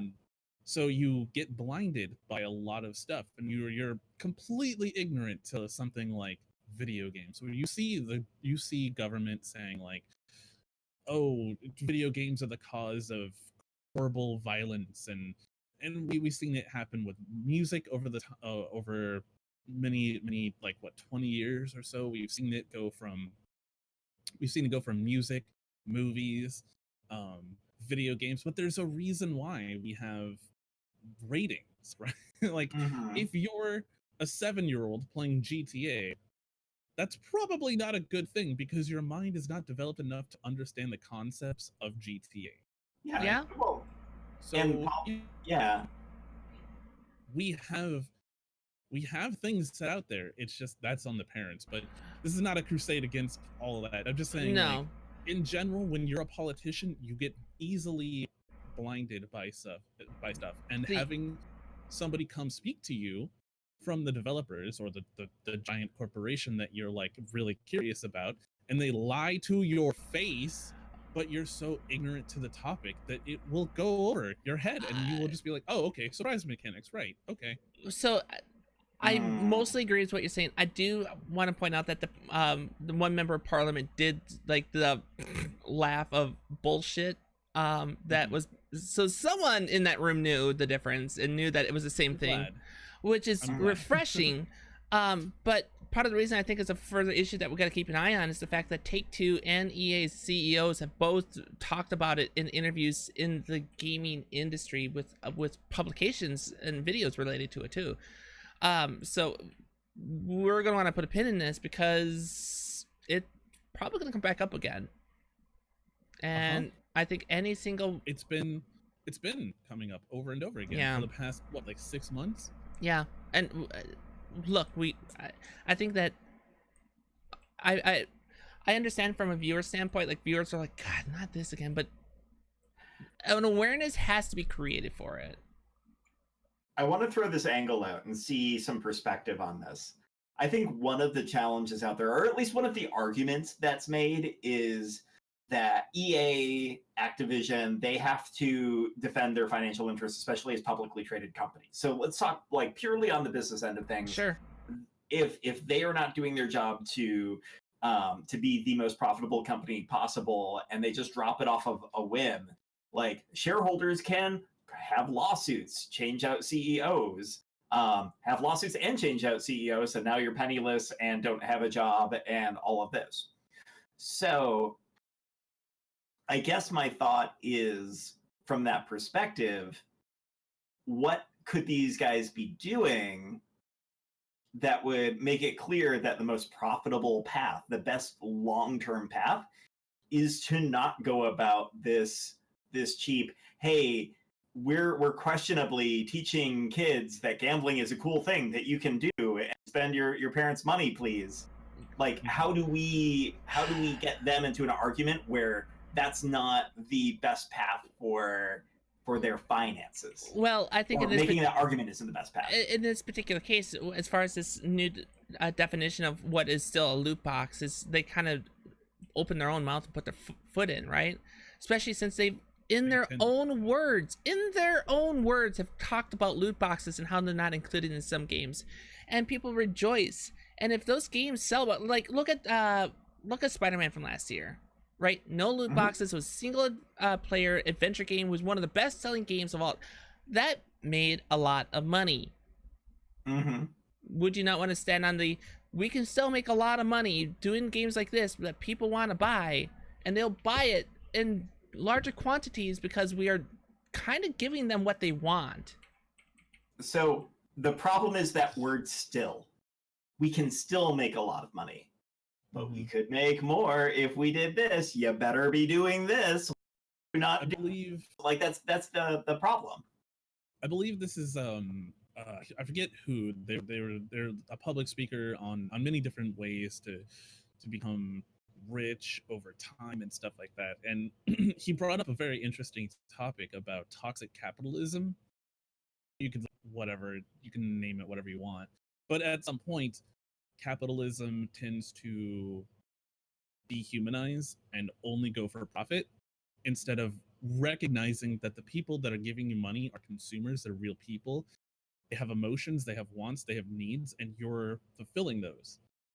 And when you completely negate that, when you completely forget that they're a human and you only want the money, you get companies like EA who just don't care. And I don't know if there is a way to reel that in and fix that, unfortunately. Not without, that is a much larger discussion. I feel like that's where we are not qualified to touch, because that goes into the whole culture of consumerism as a whole. And Well, like I said, video games. Your brand, your brand is associated with emotion, and if your emotion that you're associated with is bad, you're gonna go out of business at some point. At some point, your constant greed and lack of care about the consumer that you were providing a service for is going to stop buying eventually. And I know that people have been saying this about EA for a long time, but in this aspect, I really truly do think there's going to be a threshold. I don't know where that is, but at some point, it's going to come back and they're going to go out of business. It's just, they're really big and they have a lot of money right now. You know?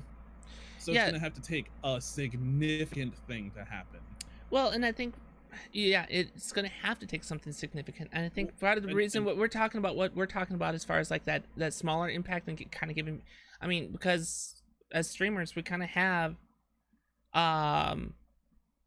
we have that same thing, right? Like we have our own brands as, but at the same time, like we also like have that connection with the people that are consuming our brand, and they're not just numbers to us. Like there's and like in my channel there's a Black Dragon, a Theorocraft, a Lexi Please, Flying Bolt, you get Xandria or Kim or Who Stares at Bears over in your channel, or Hecky Please, or whoever else, right? Like these are names, these are people, and we recognize that they're not just, oh, that's 5 people right now, that sucks.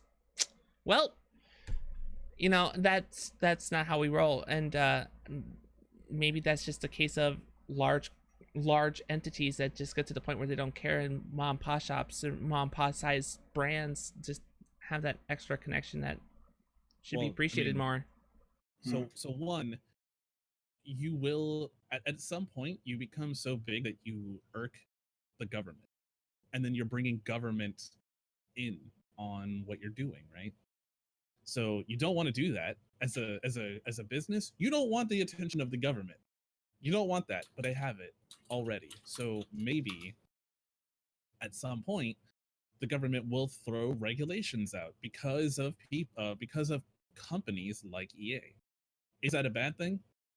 Probably not, but it's a bad thing for EA, you know. And as for recognizing people, like, yeah, there was a study done recently about Twitch and why people go to Twitch channels, and around 500 viewers lower, people are there for community, they're there for interaction. Above 500 viewers, they're there for and education. So I feel like I've heard some of this before. I feel like I've heard this from another particular So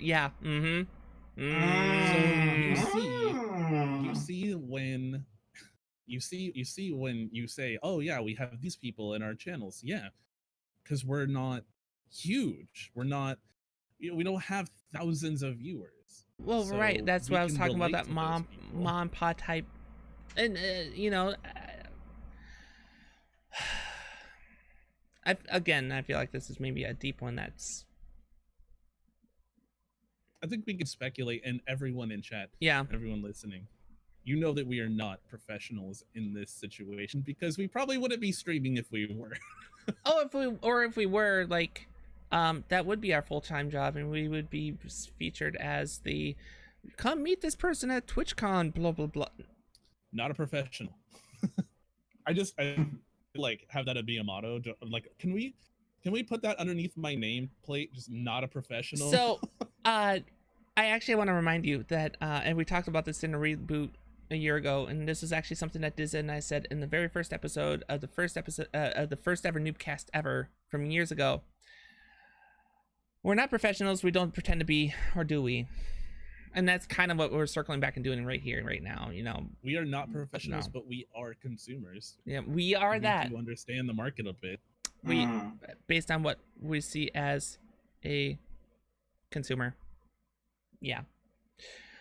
Right. Speaking of things that are going on as a consumer, and it's something that's come up before. More mobile ports and what's coming through on the mobile port scene. Oh, in particular, the most recent popular Tetris game, Tetris 99, can be expected to be seen on your mobile device. Thoughts on that? I guess more things aren't bad. Tetris 99 as a mobile game, it's not a bad game. I don't know how they could shove advertisements and microtransactions into it, but you know, because we all know that's what mobile gaming is. Yeah, I mean, it really is, which is interesting. But we see it so much more. It's just another example. I mean, the examples I'd written down is like World of Warships has a mobile port. Diablo. Do you all have phones? Like we see Dude, a lot of I these. play it. I just want to play it just to see. I There's a- want to play it just to see like how Yep. bad or good it is. um If it was worth the controversy of them dropping it when they did and how they did, you know? mhm. Mm-hmm. I was really interested in seeing that that's something they dropped. I'm a little curious and afraid to know how they would try to monetize Tetris 99 on a mobile. I mean, how much different can it be I than hope what's that on the it's just- Switch? I hope it's just the same. I hope it's the same thing, only Mhm. on mobile. If they- However, we'll see. Yeah. I'm definitely with that. I wish, and here's the hindsight is 2020 moment. There were a lot of games that Square Enix dropped that were $15-$20 games in the mobile platform. I wish that those had taken off. I wish that enough people said, "Oh yeah, The World Ends With You is a fantastic game. I should absolutely get that on my iPad. I should get that on my phone." But that didn't happen at launch, and those games are still sitting out years and years later, and like Square is still trying to advertise them to let people know that those games exist. I wouldn't say that it's Square Enix's fault in that and in this Oh, no. aspect. I would say that it's the market, the mobile gaming market as a whole has just been horrible. Like I don't mind paying for games, No. Mhm. but I also understand that the majority of people don't even want to pay $1 for an Yeah.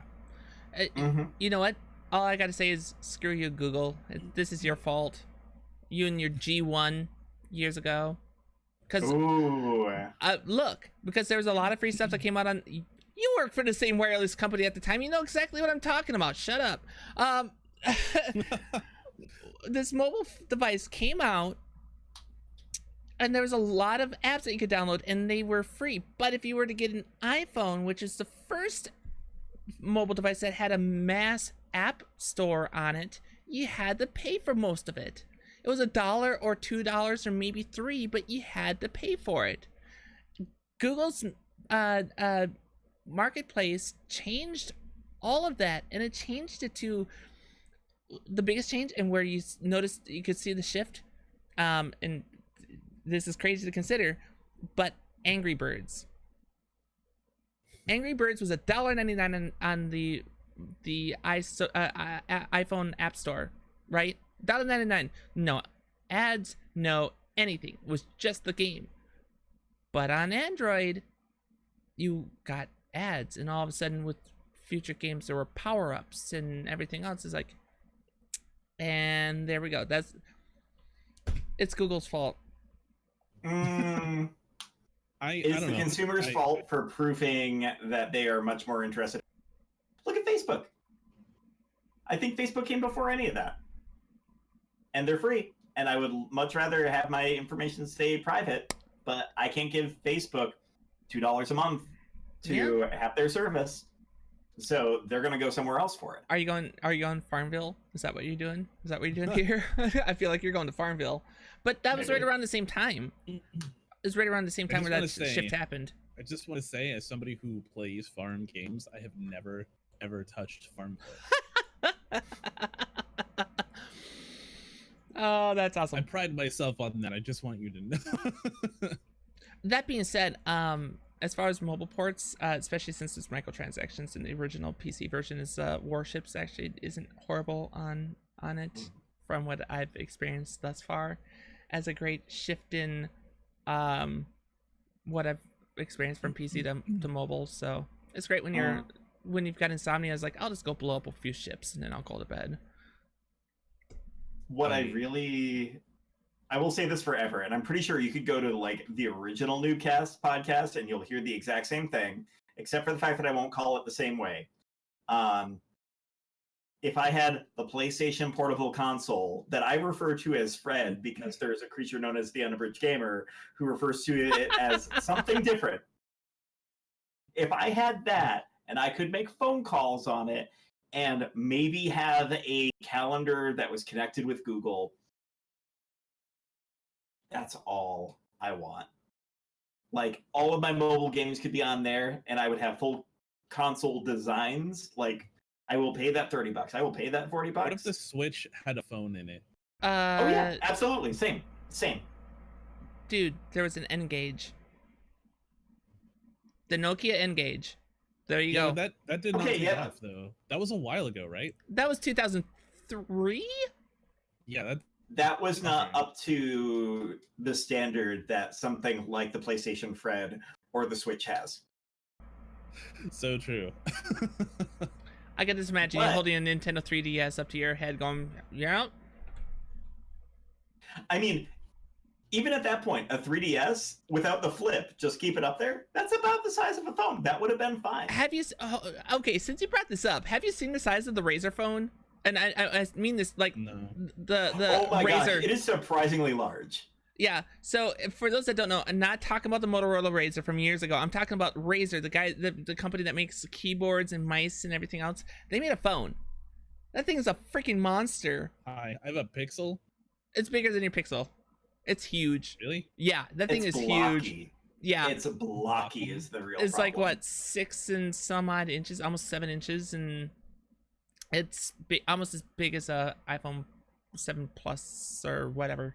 This is large phone, and it's a thick phone too. That thing, look, one of the features. How many C's? How many C's? 3, at least 3 C's in thick. Yeah. Oh, yes. Michelle's like, wait, what's going on? Yeah. Sorry, that- I'm memeing. Whoosh. My bad. This reference doesn't make any sense to me. No.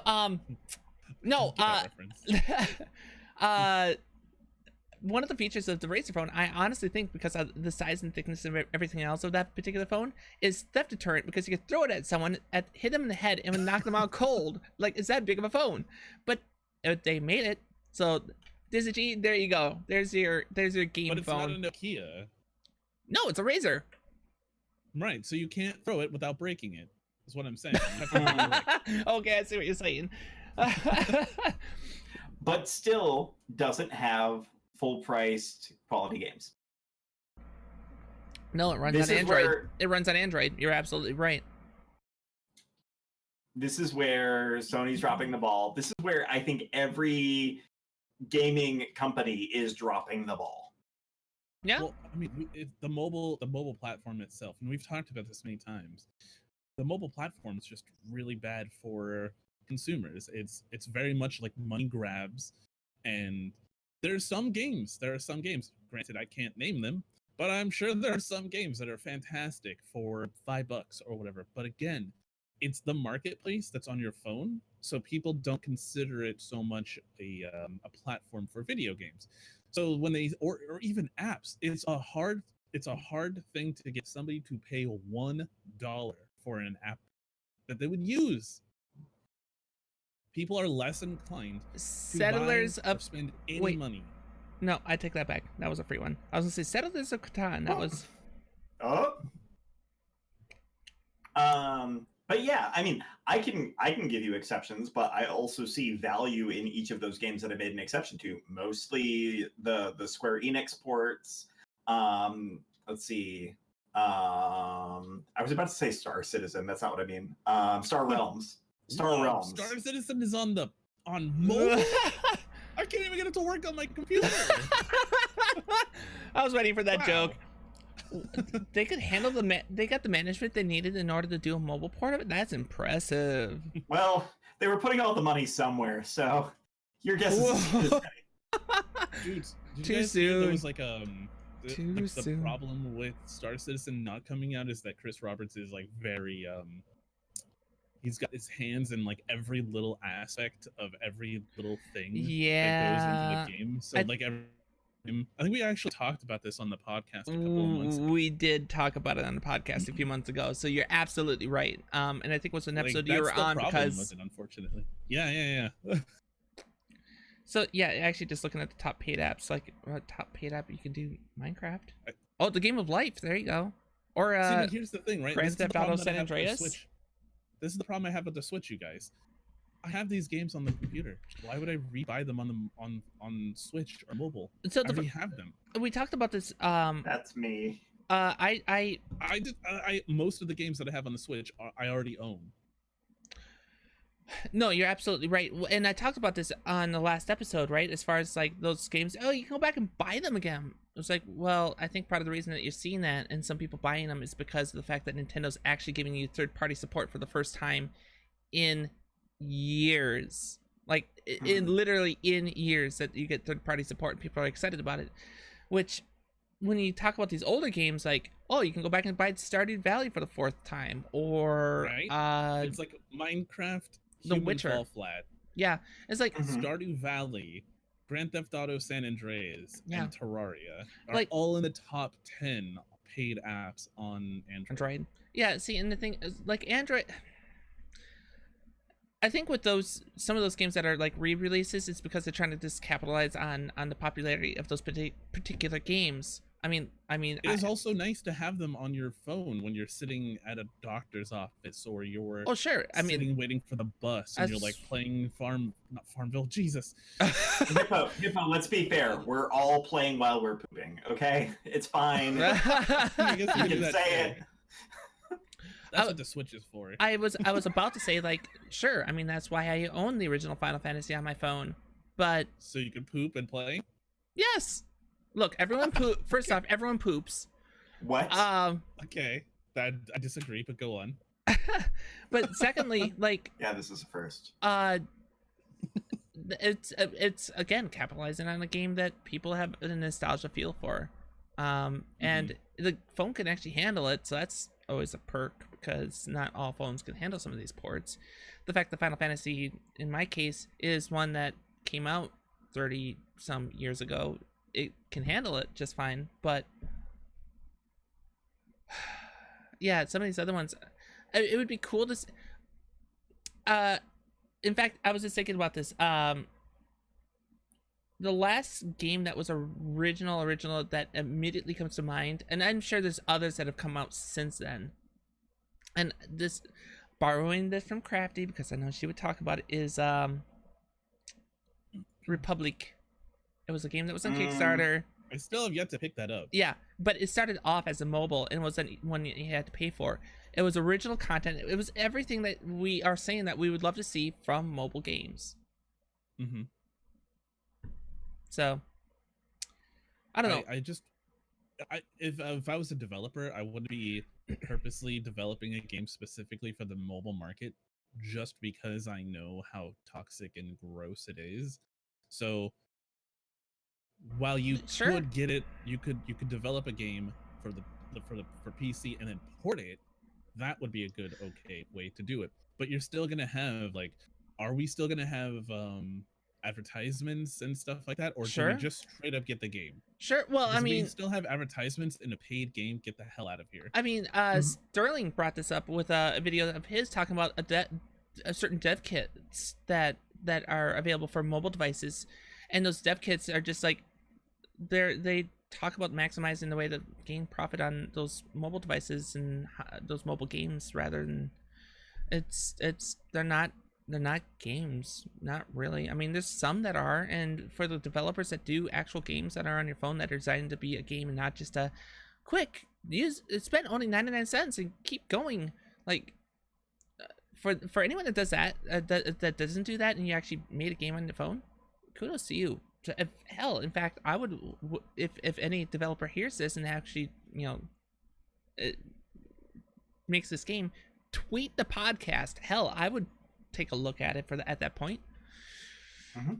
I don't know. I don't wonder if there's going to be I wonder where the bottom out point is on the mobile side, and I don't think it's anytime soon. I really don't. So get ready for this moment here. I'm going to go full conspiracy mode. Get your Here's where it stops.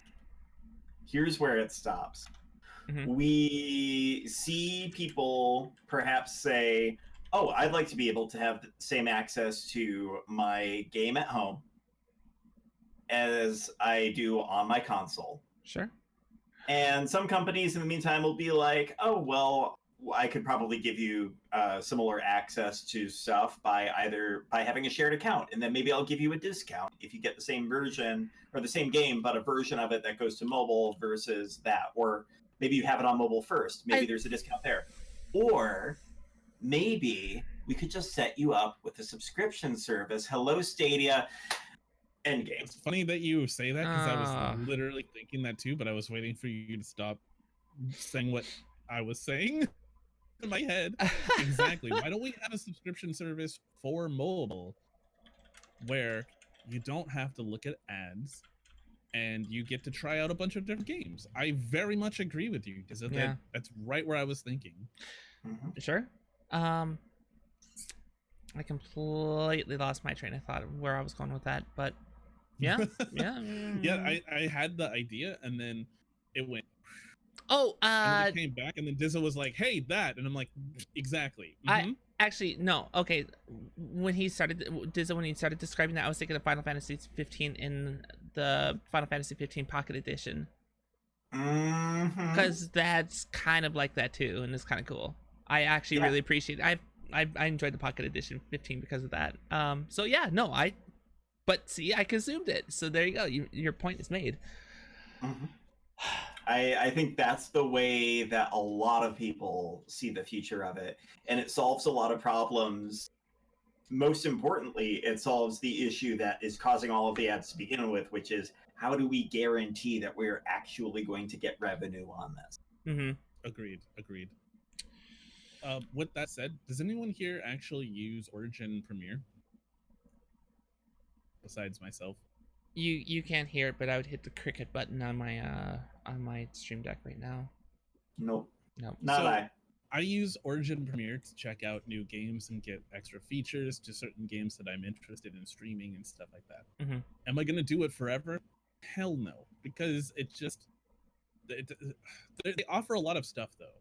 I do have to say, they offer a lot of games for it. I forget which one it was. There's another one of the sub services that came up, and I think I was watching it with Crafty. I might have came up there in the show too, but it was well, who would do that? Like, that money would just pay for, like, you could just buy a couple games, and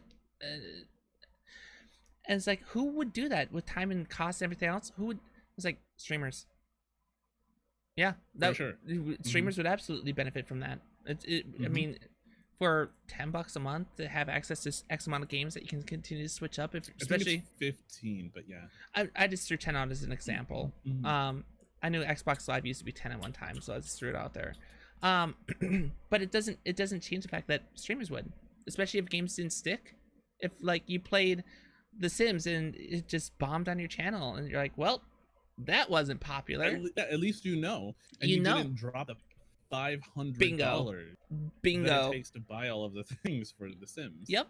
You don't get everything though. No. The Sims, but at least you get the chance to check it out on stream. Exactly, and I think in that sense, yeah, it's a great benefit, especially if you're a streamer that is still new and trying to grow your channel and your brand. Like, that's a huge deal if you've got the capital to afford it. Yeah, I mean, $15 or 500 plus. $15, $500. You know, right?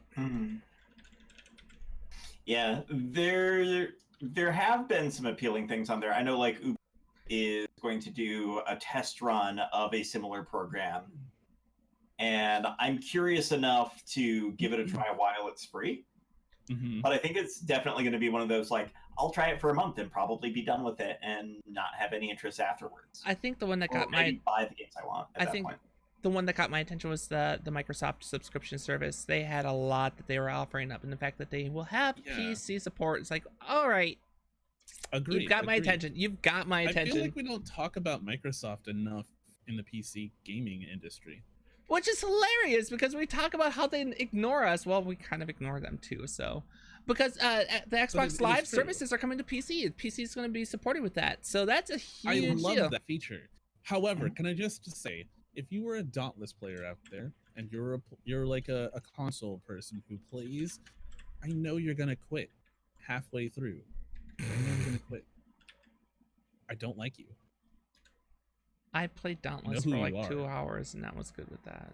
So It's always the console person who drops out in like the mid. Oh yeah, I see what you're mid-fight, and saying. you're like, I what see are you doing? I see what you're saying.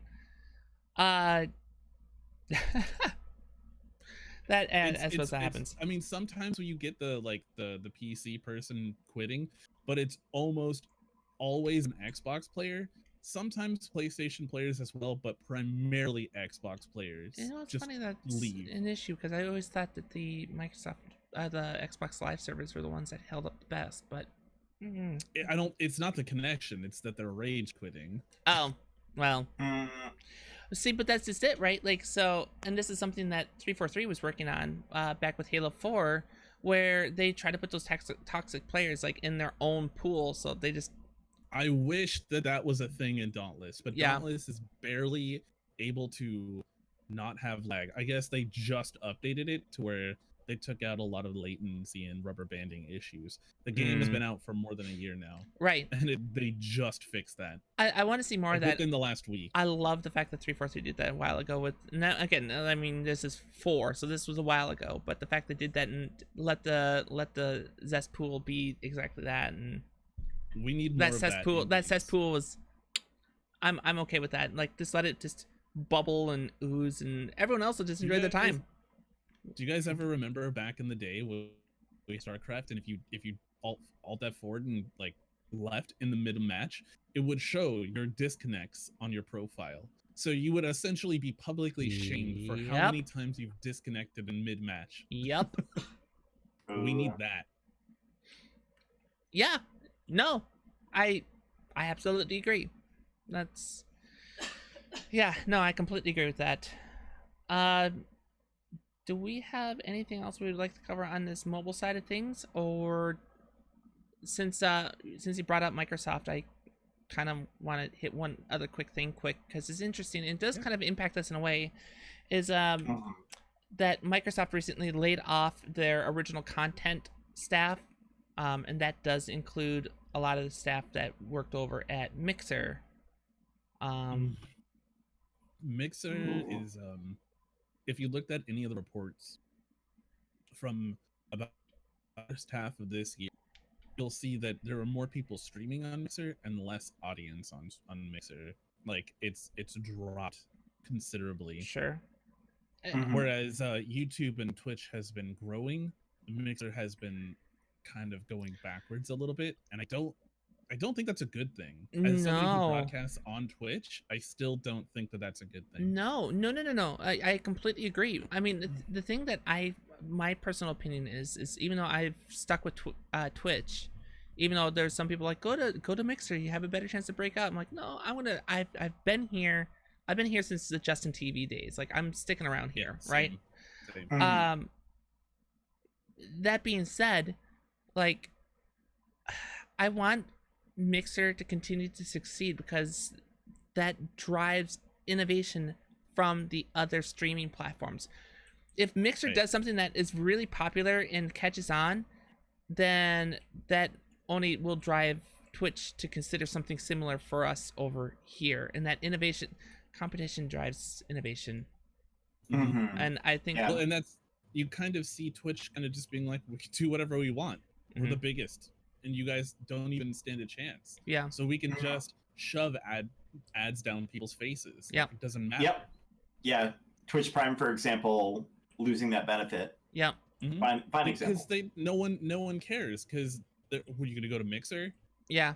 Well, and the thing about that is like, well, we offer free games and well, I haven't seen a free game from Prime in a while either. They stopped that. Yeah. So it's like, so what benefit? What benefit do you get from Prime right now? You just sub to somebody. Sub. Yep, that's it. That's it. Right? About the only reason I still have my Prime. But you don't even get ads away. Like, they don't take ads out, right? It's correct.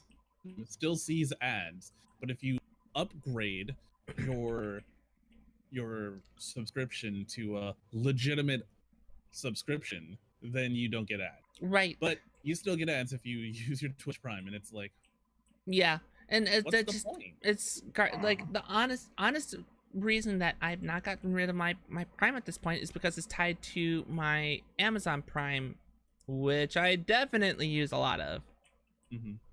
It's a nice little extra, but because they gave consumers so much and then they're taking it away, Yeah. it's viewed badly. Yeah, well, that's Yeah. just it, right? It's like, if you give someone something, you're like, oh, never mind. But the thing is, they did it for years. Yep. Thankfully, Twitch has finally listened to the outcry for people raiding. If you Right. go over with a raid, 50 seconds, you do not see an ad. So after you raid, but if you don't go over and you just see somebody host, you still see an ad. Yep. So at least there's something, though. At least it's better than boom, advertisement right when you get in. Because like people were saying, the biggest argument against having advertisements as soon as you get into a broadcast is you don't stay because you just click out of the advertisement. Yep. You Exactly. don't see and people have seen less growth. We're even talking about big partners who just don't, like, people just don't care to sit through a 30-second ad. You know, the crazy thing about that too, an argument that would actually probably hear the most, be heard the most, is by having those ads in a raid, right? When you would raid another channel and an ad pop up, how many click off the site? How many leave Twitch? That would be the that would have been something that maybe that's what they heard. But nonetheless, I mean, so circling back on this thing with Mixer, like, I really hope that this is not Mixer's death spiral. I don't suspect it's gonna be it a little is. while longer. Yeah, they are losing viewership.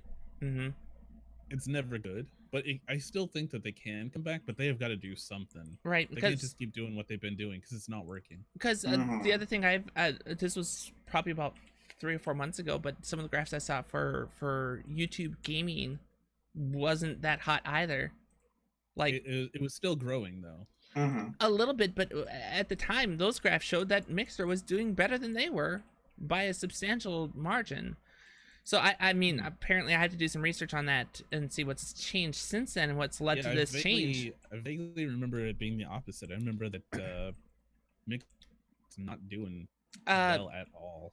I'll just go ahead and say her name and put it out there because it's who brought it up. It was Ashney, right? It was something that she was talking about on one of her streams, and she'd pulled up the content or the bars and there in one of her live streams, and it was something that it grabbed a lot of our attention. It's like, wow, that's so Mixer and Twitch were the way to go, and of course we're all on Twitch, so we kind of, you know, put our stakes into the ground here. But yeah, I think Mixer has a couple of things that we can still be hopeful on.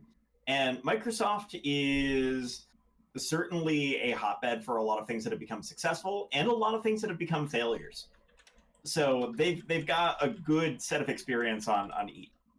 What I do know about Mixer is that they definitely took some time to prioritize chat interaction as something that they want to build on and find as their unique advantage. Like, why would you want to go to Mixer versus Twitch? Well, because you're getting less lag between your chat. I mean, Mixer made that happen to the point where Twitch had to respond. Yep. So that was great. That was an example of that innovation that we're looking for and why that competition exactly. is good. We've seen situations where it's turned out really poorly. Like, they've had direct games that were designed for Mixer, where people could interact in chat to vote for things, and then those votes made decisions, things like that. I think Twitch has definitely won on that because a lot of third parties want to make that material already. Mixer had to make it first party, and then when it did, it didn't really take off on the way that it could. I brought up Death's Door as an example of that, where it's a really cool concept for an RPG, and the game is literally built in and integrated with chat, which is unique and awesome, but it just never came across. And it was something that they tried on Twitch as well. Mixer definitely did it better, but even then, it eventually kind of fell off. So I think they've got creative ideas that they had to cut out, and it's no surprise that ultimately, if they don't have any other ideas, they're going to wipe that team and find a different team that can find that advantage again with Mixer.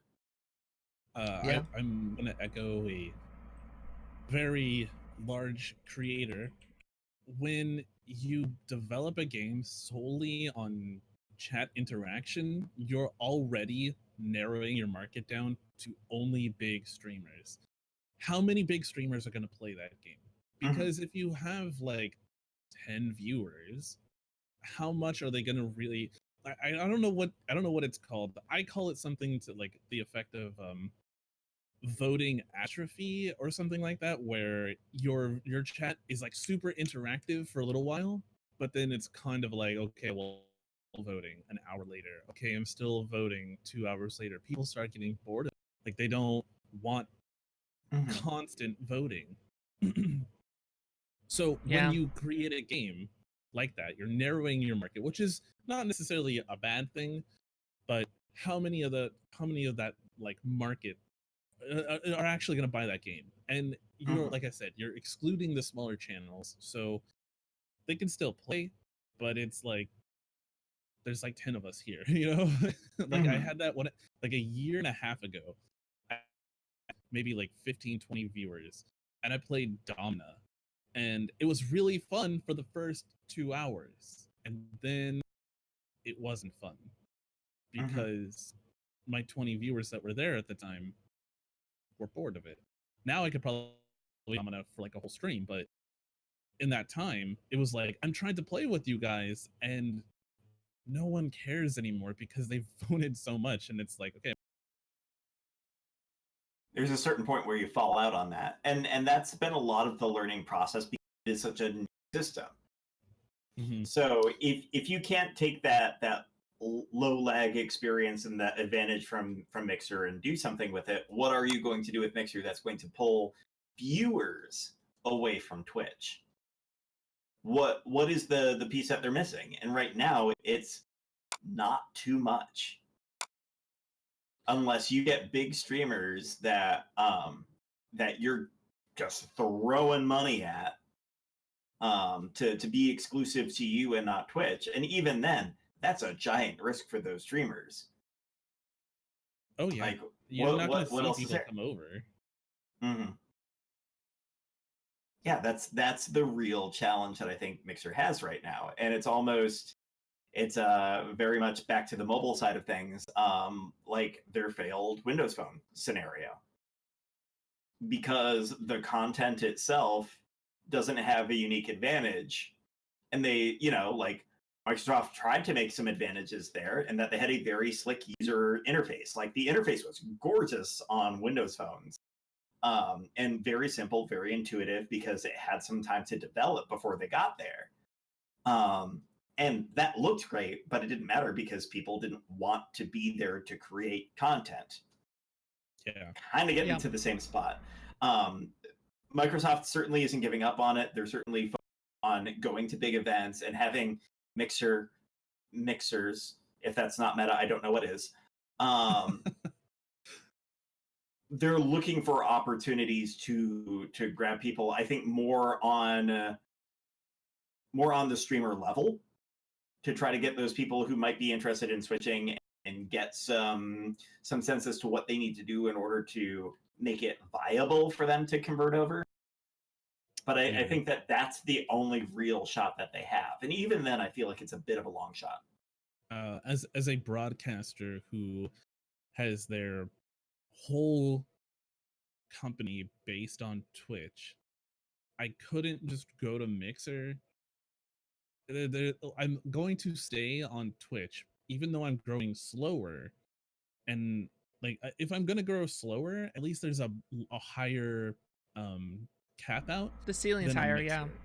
Right. Yeah. So I would rather grow slower over time and get a core group of people who are interested in spending time with me here on Twitch, so that we can grow more than if I were to want to go to Mixer, which is primarily comprised of streamers, not viewers.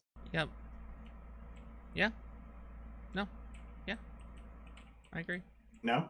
No, I agree. I completely agree with what was said. So, gotcha. So that was the last thing I wanted to cover, and I think we covered it pretty thoroughly as far as we got there. Is there anything else we want to touch on quick, or? do we want to go ahead and do the thing that we do at the end of every show?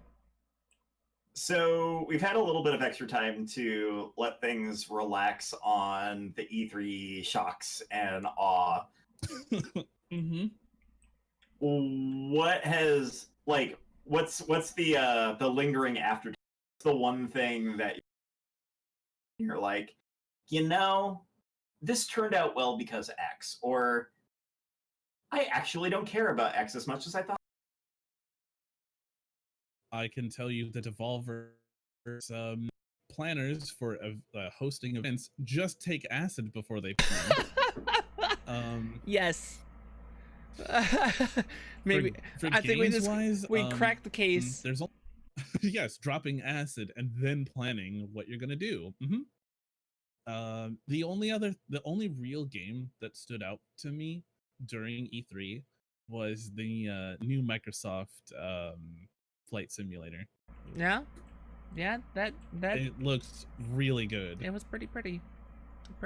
When I saw it, I was like, I guess I'm only streaming that game. There was some article talking about how they're gonna try to get original content from outside developers or something. You cut out for us. It was the perfect timing too. The only thing is, of course, everyone in the chat probably heard me just fine. Absolutely. I was saying that there was some article talking about how they're trying to get, was it third-party support or additional development support, original content added to it. So yeah, we'll see what comes from that. The original, the other flight simulator that's on Steam is like that. Sure. There's mods and stuff for it. Okay, so Flight Sim for Hippo. Yes, Flight Sim for me. I will become a partner by just playing Flight Sim. Gotcha. What about yes. What about you, Diz? Let's go ahead and go. I need a second to think about this. Introducing a game immediately without any other trailers is a bold move that I think works really well for E3. Cadence of Hyrule. Oh yeah, Cadence of Hyrule. Yeah, that because of that game, I picked up Crypt of the Neck. I'm so bad at it. I'm so bad at it. It was like $3 on the Switch, and I was like, I'm buying it.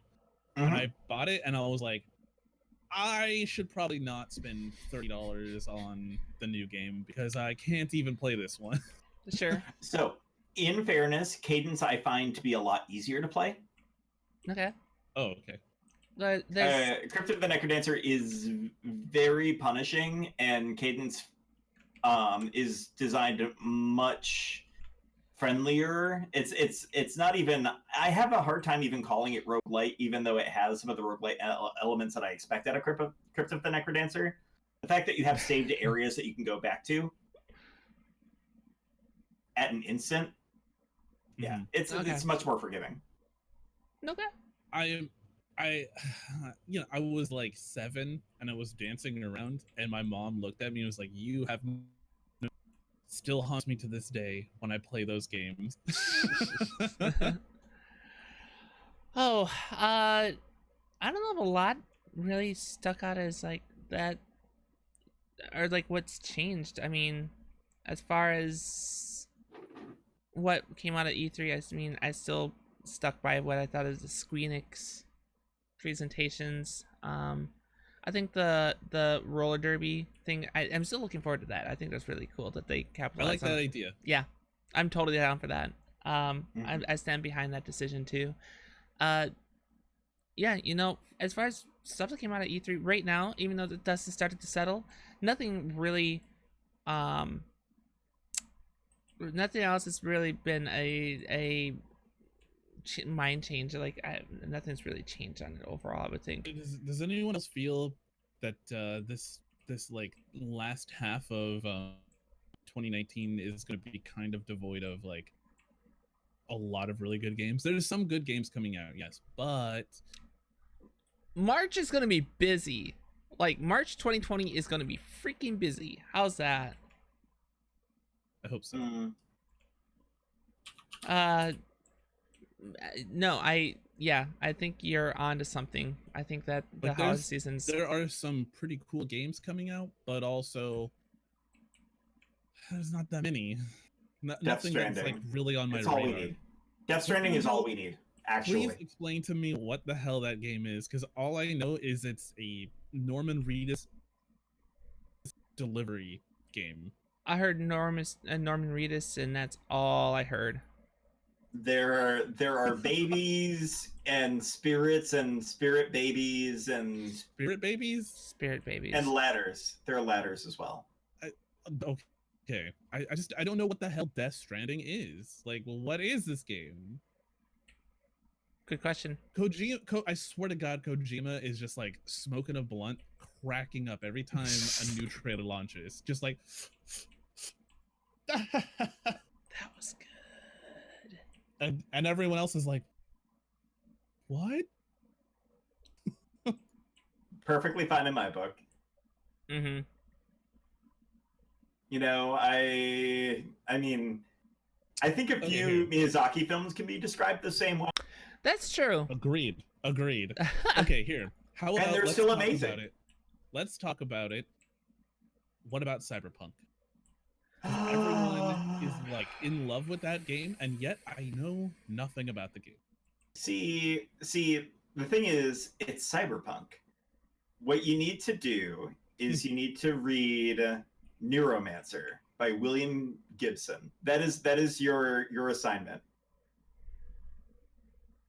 Is that It what is he needs to do? the like base, like if you want to understand the base of Cyberpunk, it's right there. Mm-hmm. And it's a very beautiful, creative world that we haven't explored a lot. I'm not saying that I'm not excited about the setting and the world that they're creating, but don't know shit about the game, and they're asking me to pre-order it 10 months out. Excuse me? I have an answer. I don't know anything about your game, and you are begging for money 10 months before release. First off, thou shalt not pre-order. 2, if we're not sure, wait for the reviews. Right? That's what I'm saying. It's like, why would I give you $60 game that I don't even know what it is?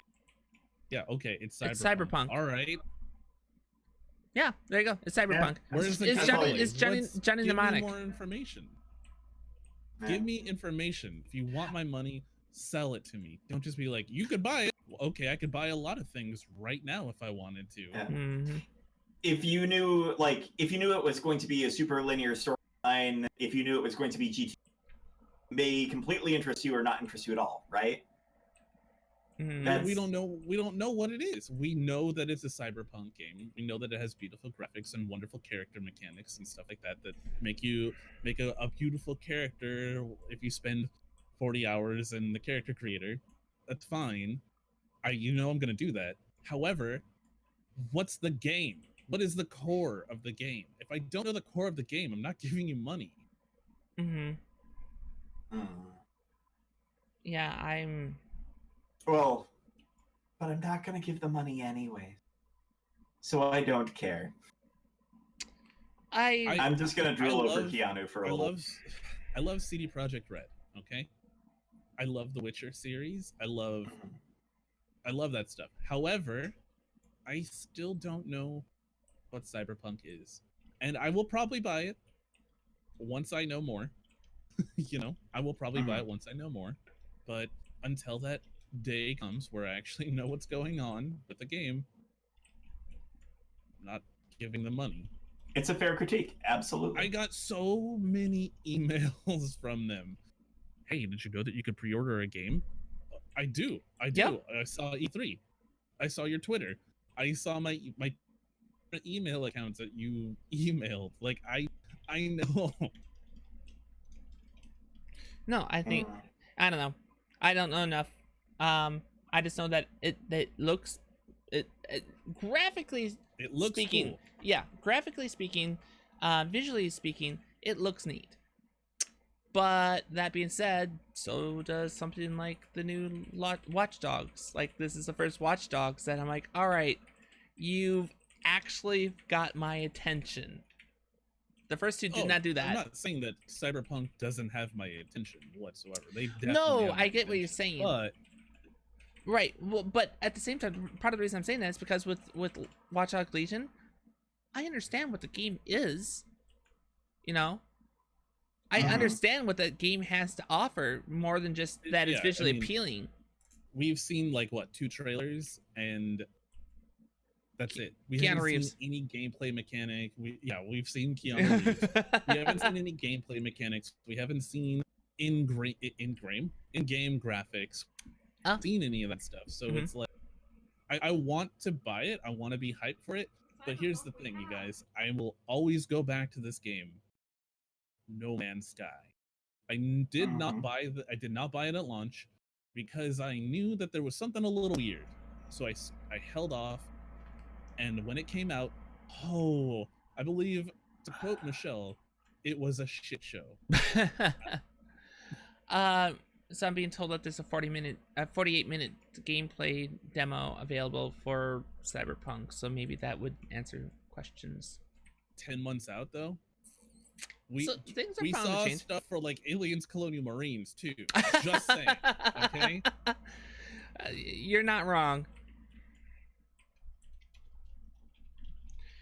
So I get what you're saying with that, I guess. Anything else with that, or shall we go ahead and wrap this thing up for the night?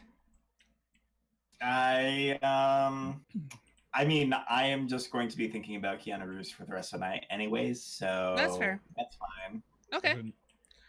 Well, if that's the case, this is where we are going to go ahead and call the show. So, everyone, thank you for being here and watching. Before we go, though, allow us to shout about what we're doing on our channels coming up, and then after that, we'll go on a raid somewhere. So, with that being said, Hippo, where can we find you? What do you got coming up on your channel? Find me right here on Twitch, Hipponymous. If you can't spell it, it's okay. Just do in your browser, hippo.wtf. You will find my website, everything you need to know, all the links, all the descriptions, and probably more stuff that you don't care about there. Or you can follow that link. Thank you, Black Dragon.